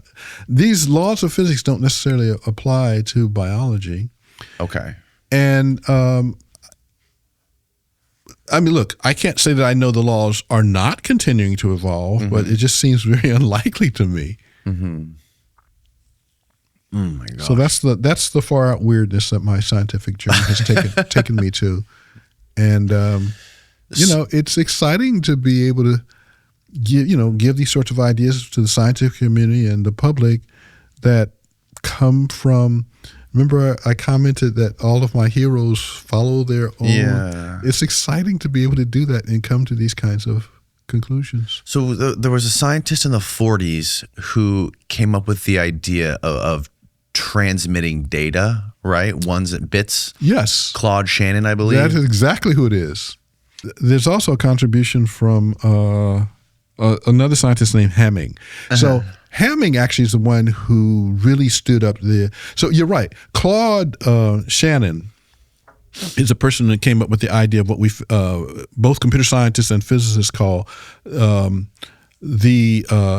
entropy content of information. Yes. That information itself has entropy associated with it. Yes. And he wrote an equation for this. Hamming comes along and shows that if you want to have digital structures that communicate reliably, they have to have error correcting codes built into their structure.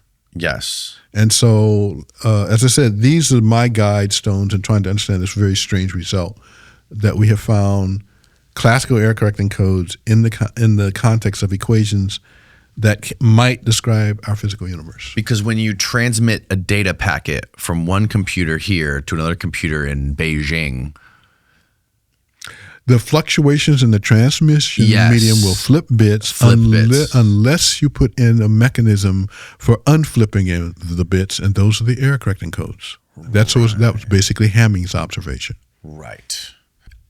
Well, a computer that transmits data and bits is bound by the laws of entropy, right? So if you have a blank hard drive with no data on it at all, that hard drive would be very low entropy, right? From a purely physical standpoint, it would be either all ones or all zeros. That's correct. When you encode data on it, say we store this podcast on that hard drive, it becomes a chaotic mess of ones and zeros. It could. Right? It could. So that would make it high entropy.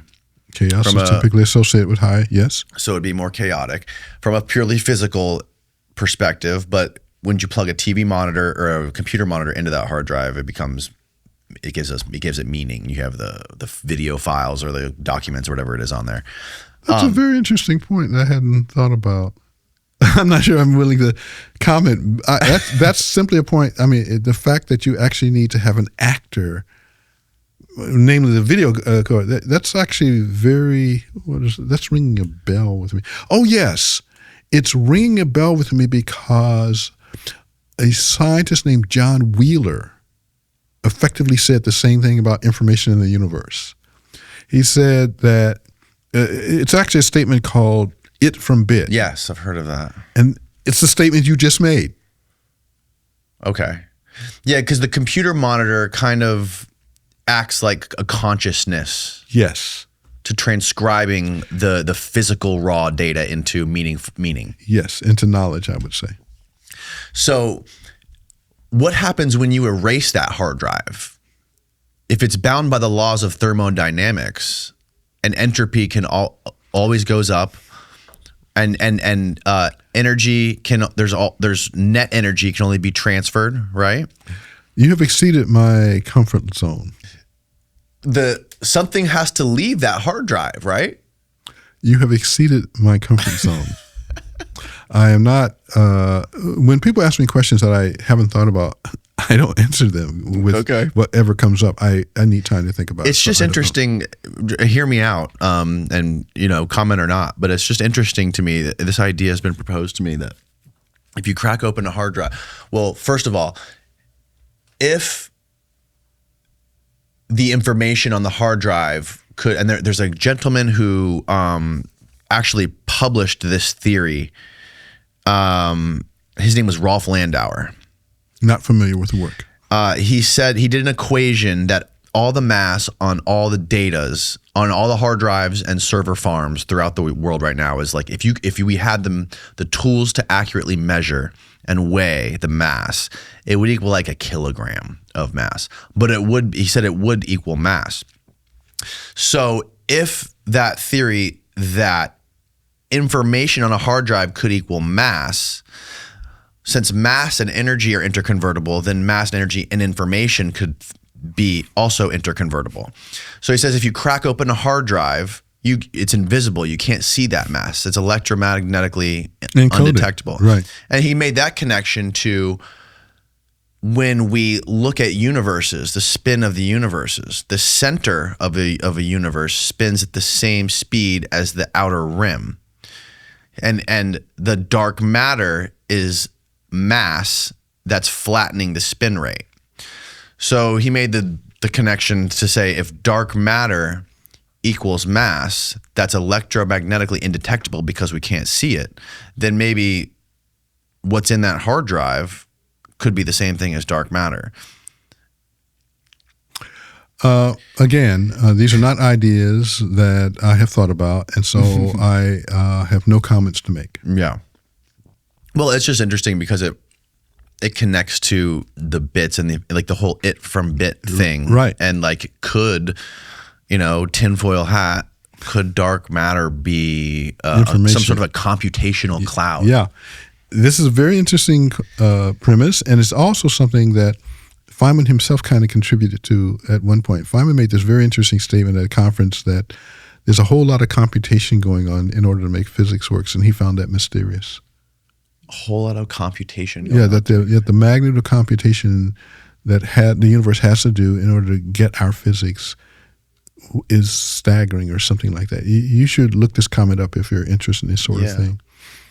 That's one reason why Feynman is often cited as the father of quantum computing, because he thought it had something to do with quantum mechanics. What do you make of the evolution of quantum computers and AI, and then combined, and then how that could really...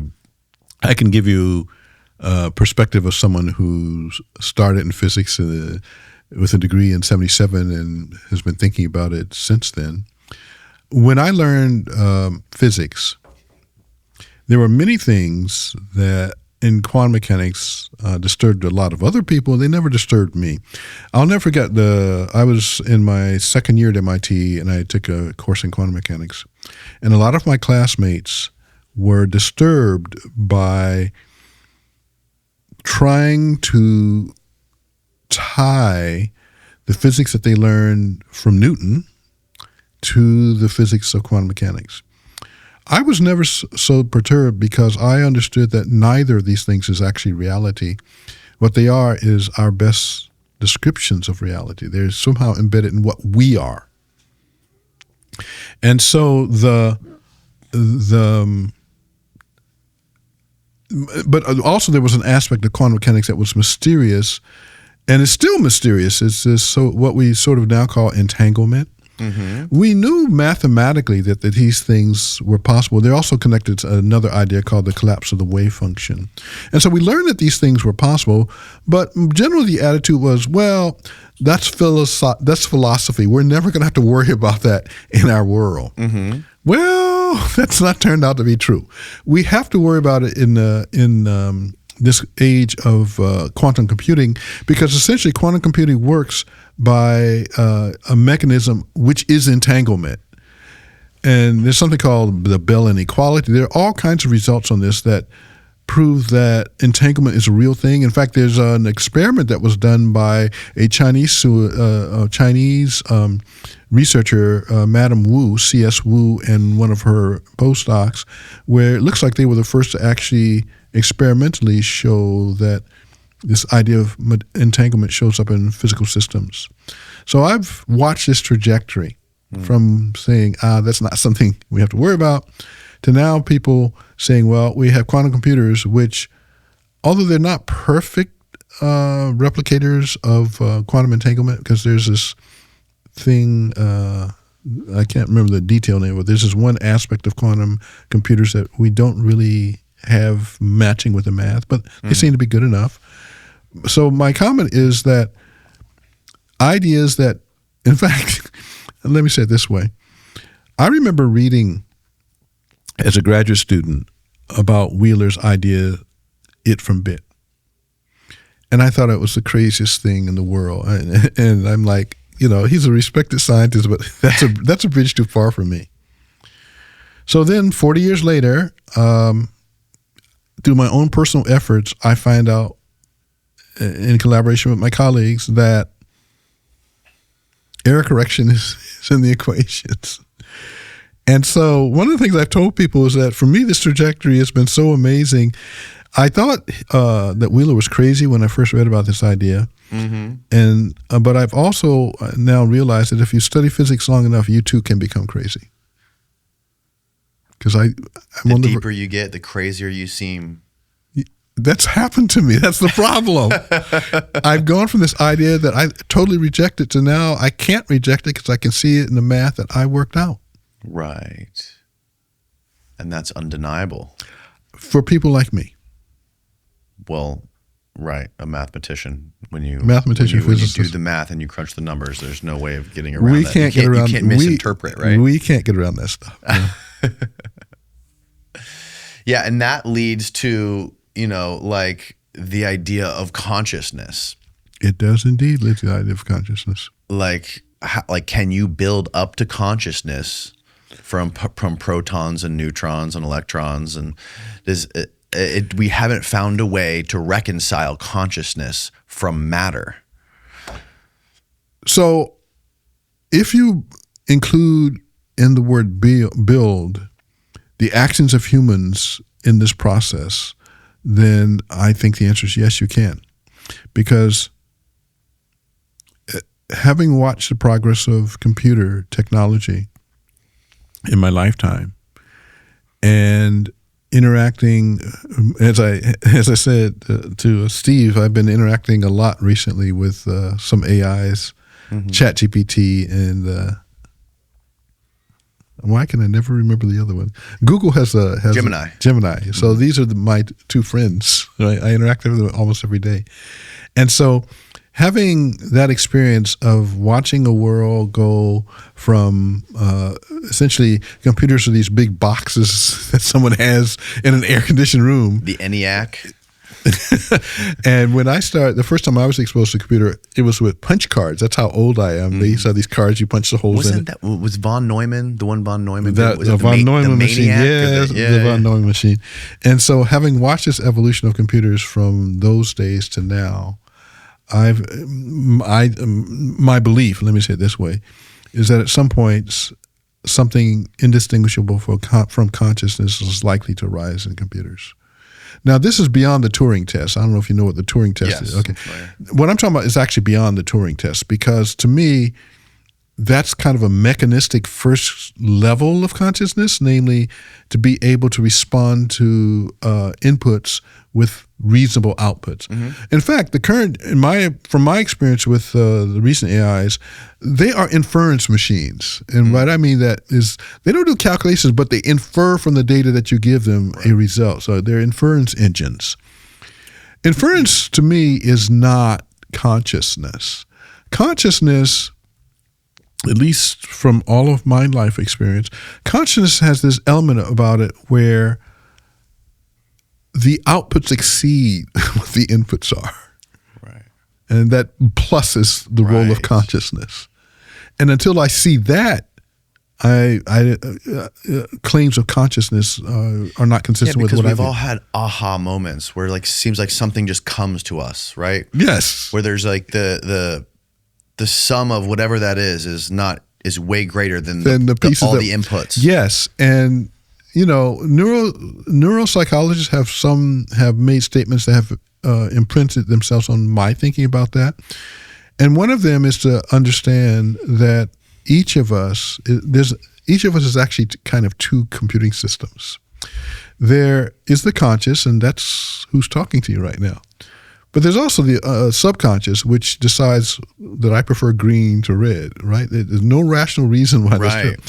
And there are some writings in the neuropsychological literature that, to the effect that the amount of data processed by our subconscious is orders and orders of magnitude greater than what goes on in our conscious mind. Right. And therefore, if this is right, there's a part of all of us that is doing even more thinking than we sort of remember and can recall. And it's that part, I believe, that generates these aha moments. Yeah, and then you have dreams where you're processing all of the inputs from the previous day to help you. Yeah, and in my case, some of those dreams are mathematical. No, literally, it's literally true. Oh. It's not a joke. It's literally true. Your dreams are literally mathematical. Yeah, it happened. I have people who can testify to having seen that in some of my interactions. What do you mean? Well, so the most recent example was partly connected to my work at Brown University, and I had a graduate student who urged me to go and watch a video of a French mathematician giving a lecture on a subject I had never heard of before the lecture online at an event hosted by an Indian research institution. That night, I had a dream. And the next day, I knew the answer to a set of 300 calculations. And it just came from the dream. And I took it to my graduate student and said, write some code and see if this is right. And it was. You had looked at this the day before? No, I saw a lecture the day before. Okay. And for whatever reasons, my subconscious used it to figure out something. I know it sounds like magic, and It does sound. This is the first time sort of I've talked about this experience, but I have a couple of other similar experiences, and a few of them have witnesses. And you were able to do this in your mind, and you corroborated it with a computer? Well, my student did. Your student did. And what types of equations were these? So they weren't equations. They were graphical images that gave rise to equations, and somehow I made a connection Graphical images. Yeah, like Adinkras. These are all the things Sure. in question were not Adinkras. They're actually a piece of mathematics called permutahedra. But the point was that these are actually relevant for Adinkras, and so we were able to write a paper called the 300 Correlators as a joke on the 300 Spartans. The 300 correlators? I like to have fun when I do physics. Wow. And there's been many times where you've done something similar by going to sleep and dreaming about it. There have been other times, yes. But most of them don't have witnesses. Right. I just come in and say, try this, and it works. Yeah. Yeah, that's the crazy thing about the human mind and consciousness is it's that we haven't figured it out. No. And it does seem like magic in many cases. Yes, it does. Yeah. And there's a mathematician that's I hold up as the greatest example of this. It's an Indian mathematician named Ramanujan. And he literally, if you read about him, you'll find out he did this regularly. Yeah, who was the guy who would say he would sleep on his books and then wake up and then that sounds like something similar to something Ramanujan said. he would wake up, the sleeping prophet. That was his name. What was his actual name? That was you're talking about Edward Casey. Edward Casey. So you should wonder why I know about such things. Yes. He would go to sleep on his school books and wake up and know all of the content of the book. That's what he said. At the time I read those things, I thought, that's impossible. I'm not sure. I'm not so sure anymore. Well, it sounds like science fiction. It sounds like science fiction. But you know what's crazy is I had this woman in here who writes on national security, and she did this whole book about the Pentagon. Yes. It was called The Pentagon's Brain. Ah. And the people that are in the Pentagon who work for an organization going back through the Cold War called DARPA was what it was called. Now it's called ARPA. They would invite every year, they would invite the world's top science fiction writers to have some sort of like an intellectual brainstorm on weapons of the future. Yeah. One of the things that's really amazing about our Pentagon, I've, in my career, I can't claim I had deep connections, but I've had some connections. Oh, microphone down. Is that the part of the reason that our Pentagon is so efficient at what it does is that it has this deeply intellectual part of it that does things like what you just described with DARPA, where people think very deeply, and some people would say far outside of the box about possibilities. And that's an example. Well, they have to. They can't think inside the box because all the other countries are probably also inside the box, exactly. Right. So the idea is if you want to get ahead, you have to actually go outside the box. And they have this blue sky research. That's exactly the word, yes. where there's like, let's throw money at this insane idea and who cares if it doesn't pay us off or get some sort of a return, you know? There is at least when I was a child, there was a aphorism about Edison, which went along the lines that he had to find 1,000 substances that did not allow him to form a incandescent bulb before he found the one that did. It's something like that. Yeah. Going back to the consciousness stuff and AI, I don't know if I'm convinced. Like, I agree with you that it will become so advanced that it will be indistinguishable from consciousness, but I don't know if it will actually become consciousness. Well, I don't know how to parse that statement, because if it's indistinguishable, which means some kind of observations are being done, I don't know how to ask a deeper level of questions that are not connected to observations. That's sort of what scientists do.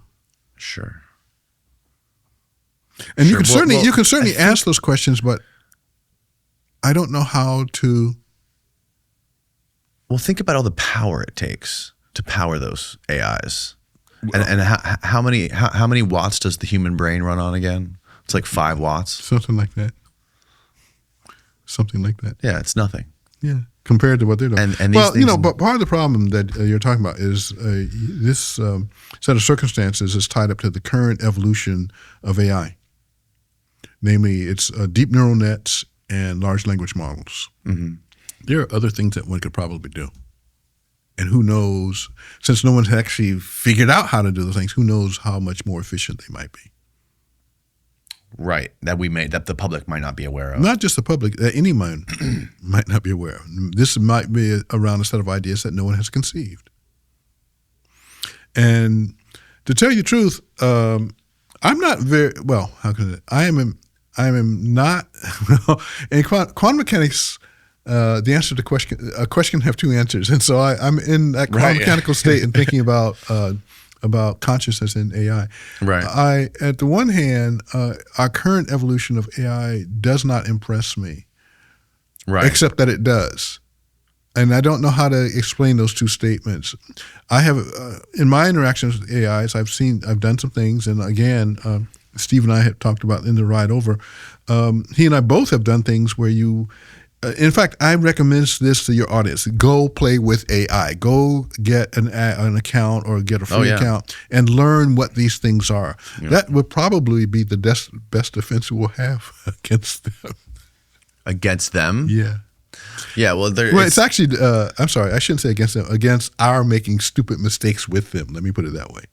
Oh, interesting. Yeah. Yeah. Well, it seems like they're very good at helping people cheat on their homework and creating pictures that look real, and crazy videos that look real, and deep fakes. They could do a lot and that kind of stuff. But they don't have any sense in my interaction.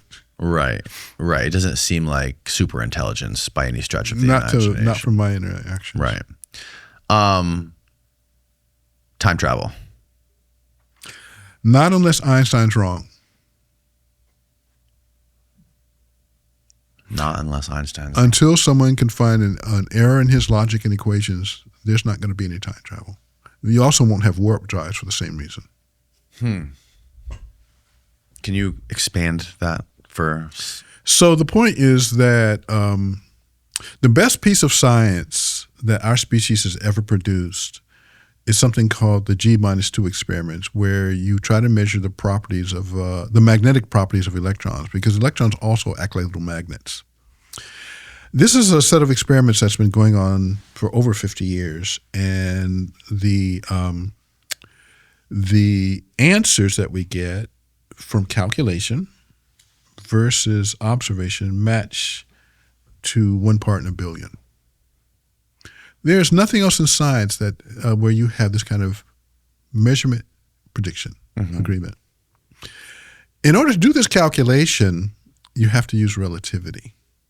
And so this suggests that at least to 1 part in a billion, relativity is actually right. And if relativity is right, its mathematical structure rules out time travel and warp drives. And that's why I say that. What are the chances Einstein gets proved wrong? What was it that Arthur C. Clarke said about predictions? that it's a activity that that is extraordinarily difficult to prove successful. Well, your book is titled "Proving Einstein Right." Your most recent book, right? So you pinned me on that. That title is indeed the title of the book, and let me talk. Since you bring that subject, let me talk about that because that was an amazing experience. Many years ago, there was a book called Latitude by an author named Sobel. And it's a story basically about how a clockmaker, and I can't remember the gentleman's name, beat Sir Isaac Newton to constructing an accurate clock that the British Navy could use as it navigated the planet. It's a very interesting story. Mm-hmm. And so one of the things I got, I said, one day I'd love to write a book like that about something in science. And this is something, like I said, you can go back and Dava Sobel is her name. That's her first name, D-A-V-A. Dava Sobel's book. And so for decades, I was like, gee, I really wish I could do something like that. And so so I'm the author of 5 books. The one you mentioned is the last of the 5. And it started while I was at Brown University. And I got this email message out of the blue from someone who had published novels successfully for decades, a lady named Kathy Pelletier. Mm-hmm. And Kathy introduced herself in the email message because she had seen me in a TurboTax commercial and thought I looked like a kindly gentleman. Now, her expertise was in fiction novels. She wanted to write a nonfiction novel. And so she approached me because since she was not a specialist in science and since I seemed like someone who was open to having such discussions, she sent this email message. And I looked at her past writings, her past fiction writings, which I found impressive. And then we had some discussions about doing a book on something related to Albert Einstein. Now, her initial idea was not something I found attractive, but the final idea that came out of these discussions was to write a book about a band of astronomers. I like to say it's a scientific band of brothers who, over the course of a decade, struggled to make a measurement to show whether Einstein's description of gravity was better than Newton's description of gravity. And that's what the book is actually about. It's about these 8 astronomers as they go into war zones. I mean, they have adventures, basically. It's basically an adventure book about these scientists. And so the Proving Einstein Right part, our publisher wanted that title because science can actually never be proved right. What you can say about science is that it has not been proven wrong. Science is about things that can be proven wrong, and the science we have is only about the things that have not yet been proven wrong. Right. And so that title is not my favorite. So when it comes to the use of physics for things like governments, the Pentagon, these type of things that get enormous, unlimited funding, what sort of interest do you suspect, maybe you don't know, that like the Pentagon, for example, would have in basic physics or breakthrough physics or funding physicists at universities? It always has the same interest. First of all, the Pentagon is not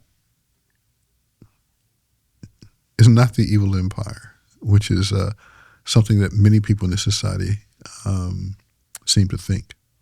I'm the son of a gentleman who served 28 years in the U.S. Army.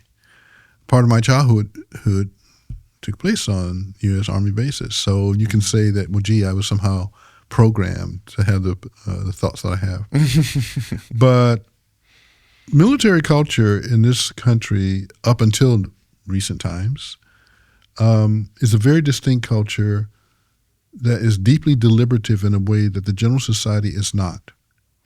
It is also tightly focused on one mission, which in ordinary times is protect this country. the people that I have met who are leaders of the Pentagon are people I have enormous respect for their intellectual ability, not for rah, rah, rah, and we build nuclear, but for their intellectual ability. And so, given what I have observed, I'm sure that you can get people, maybe we're seeing examples now, who are not the ones who take this commitment to protecting the nation consistent with the Constitution of the United States seriously. Time will tell whether our country has entered such a phase. That's all I know. Mm. Well, it's certainly unsettling given these Epstein files that have come out, where you have a window now into this invisible world that most people did not know existed, where you have power brokers running around the world, pulling the strings of governments and funding and profiting from wars. And at the same time, you have this guy who's wildly interested in physics, in parapsychology, all of this wacky stuff. He's funding science, funding the top scientists around the world, and none of us knew this existed. None of you knew this existed. None of you knew this didn't exist. Right. Well, the point is, science is a two-edged sword. It can be used for good or it can be used for evil. And if you actually look at the history of science, particularly in the Western tradition, and let's restrict ourselves there because that's where I'm most knowledgeable. Western science let me say it the way Einstein said. Einstein said that Galileo is the father of all science because he drummed it into our heads that you don't get accurate descriptions of nature. I'm paraphrasing. You don't have an accurate understanding of nature unless you actually are in conversation with nature. This means that you can't go off and dream up the right answers. That's the short way to interpret what we're saying. So in the Western tradition, as I look from Galileo to Newton, science, for a very long time, if you look at the scientists, they're wealthy people because ordinary people are busy trying to live. Yes. And so this secret society sort of mentality is far deeper than just looking at the current. It is, in fact, the standard way that science evolved up until fairly recently. Well, I mean, yes. I mean, if you look at the creation of NASA, it was a group of Nazis, occultists, and, a Scientologist and Jack Parsons, all the stuff he was into. It's like, wow. Yes, but my point is that this has always been the case. This is not something new. Right. I can understand your deep knowledge of this. You obviously do have a far greater grasp of the history of this stuff than 99% of the people on the planet. So it's kind of astonishing for people like me. It is scary. It is scary, and the only thing that I can think that will allow us to avoid the doing of evil is that more people like you and more people in the general public become aware of the subtleties that are involved in maintaining a consistent application of the principles in the U.S., in the establishment of this country. Mm-hmm. If we don't do that, things can be lost. Yeah. Are you optimistic?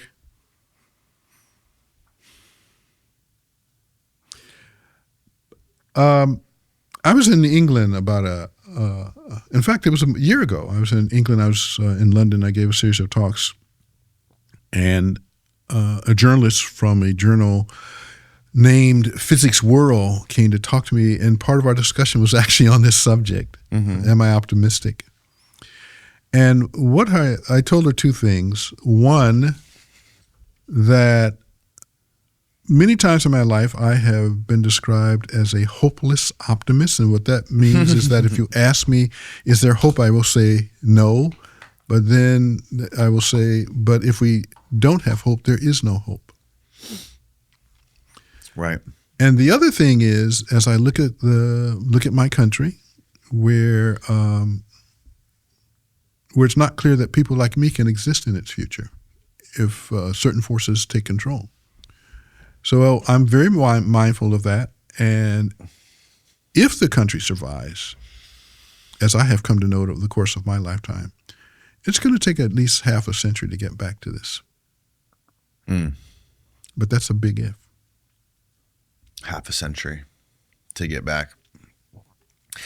Yeah, there certainly needs to be, you know how when they do to the houses to get rid of the termites where they put the big tent over it? Yes, I've seen that many occasions. Something like that where it doesn't destroy the foundation, but it's like a very hyper-focused the raid spray that gets all the cockroaches out. Yeah, well, if we look back at just a little bit of history, the process that we're talking about. Fumigation, that's what I was saying. Fumigation is a word, indeed.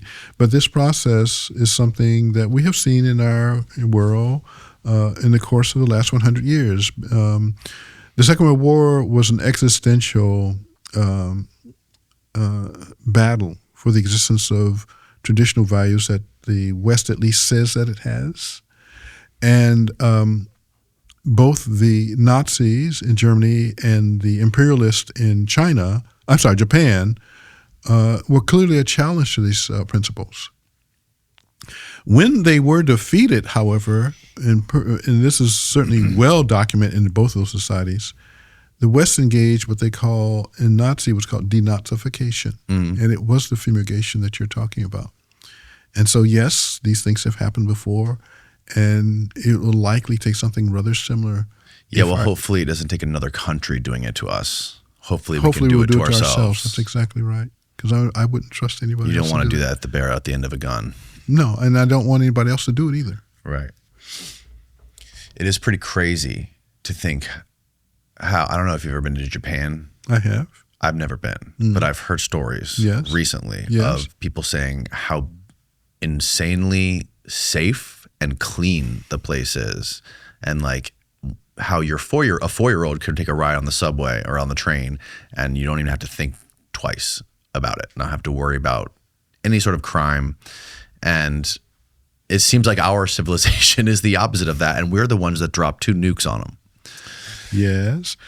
To answer your question, about even longer, 20 years ago, I took my family to Tokyo. It's their only visit. I've been to Japan, I think at least one other time. But my wife and our children, I was at a conference, and I would go to conference in the day, and my wife and the kids say, "Oh, we're going to go explore Tokyo in the subway." I'm like, "Go right ahead." Yes, it's insanely safe. Yeah. And that's certainly not who we are. No. Another thing I wanted to ask you was when it comes to, it's totally jumping from topic to topic here, but that's okay. When it comes to the search for life outside of our solar system, first of all, do you think there is consciousness similar to ours outside of our solar system? And 2, do you think if there was, because there is a whole bunch of different planets that we found that are Goldilocks planets that could inhabit intelligent life, do you think it would resemble anything similar to us? Well, first of all, on the question of the possibility that it exists, I refer to what I regard as a wonderful statement by Carl Sagan. It said, if we're the only intelligent universe in the life, there certainly was a lot of wastage of space, right? So most scientists that I know believe that intelligent life likely exists outside of our solar system. In fact, it's very rare that I find a scientist who doesn't think that's a reasonable statement. Do they have to be like us is a different question, because when you talk about the Goldilocks planets, that assumes that carbon-based life forms similar to us, I'm sorry, that the conditions that support carbon-based life are the only ones that can give rise to conscious beings. One of the chemical arguments about why that might not be true is to look at the table of elements. In the table of elements, you'll find out that silicon is actually rather similar to carbon in its behavior. You just need to have higher temperatures. So one could perhaps think about silicon-based life. Mm. And there are other holes in the argument about whether it has to be carbon-based. There is a scientist at MIT, a female scientist, I can't think of her name. I heard her give a talk maybe 3 or 4 years ago about the possibility of life in Jupiter's atmosphere. This is an idea that actually Carl Sagan talked about in his in Jupiter's atmosphere? Yeah, in Jupiter's atmosphere. This is an idea that Carl Sagan talked about in his, what was this great series, Cosmos. If you look very carefully, you'll find it. But this particular scientist and some collaborators were putting together observational and chemical data where it was the first time in my life I heard someone give a rational explanation about why you should not rule out the possibility of life in Jupiter's atmosphere. Mm. So, the universe... Sarah. Yes, this is the lady. Thank you. Sarah Seeger. That's the lady. So you might want to have some of your audience spend some time looking at her work. Okay, so this could be like microbial life. Yes. Life has not been observed in any habitat other than Earth, which has an oxygen-rich environment, while Earth's atmosphere is dominated by nitrogen gas. Oxygen is essential for advanced living organisms. Some species of microorganisms do not require oxygen for metabolism, called anaerobic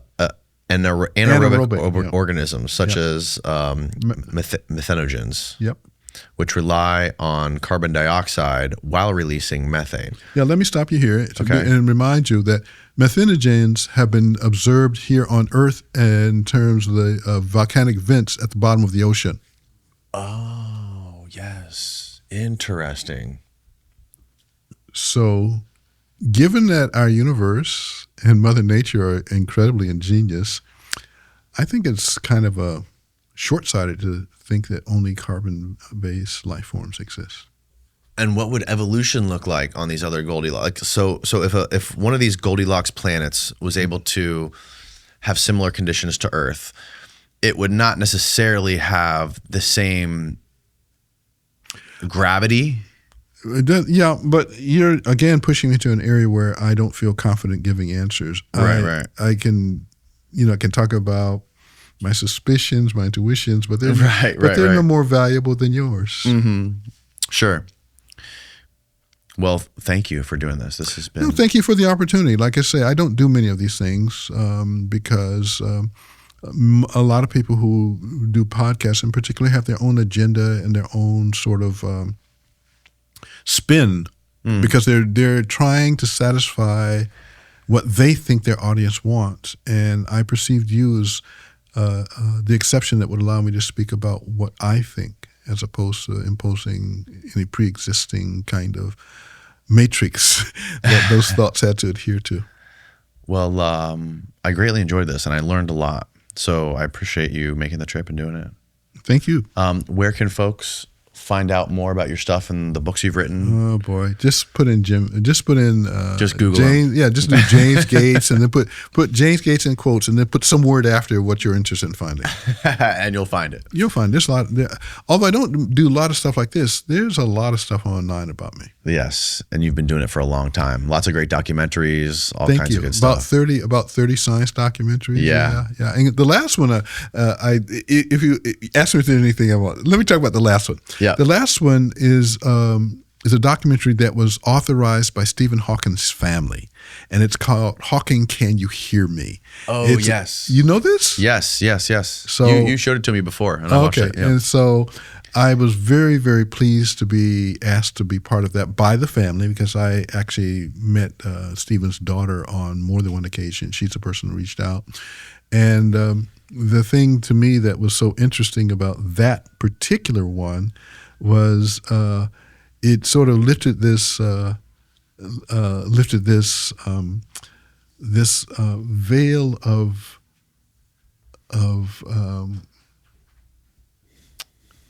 false worship of Stephen, because it was very much the person as opposed to the image that's out there. And I thought that was very important, that all of us are just people. And this is something that... Just human beings. Yeah. And one of the things that mystifies me about us is that so many wish to worship other members of our species. And this was kind of undoing that. Yeah. That's interesting. Well, we have some Patreon questions for you. Go right ahead. From our beautiful Patreon supporters. We'll go and do that. This will be the end of the podcast. So okay. Thank you again, Jim. It's been fun. Thank you. Thank you. It's been very interesting, Danny. All right. Good night, everybody.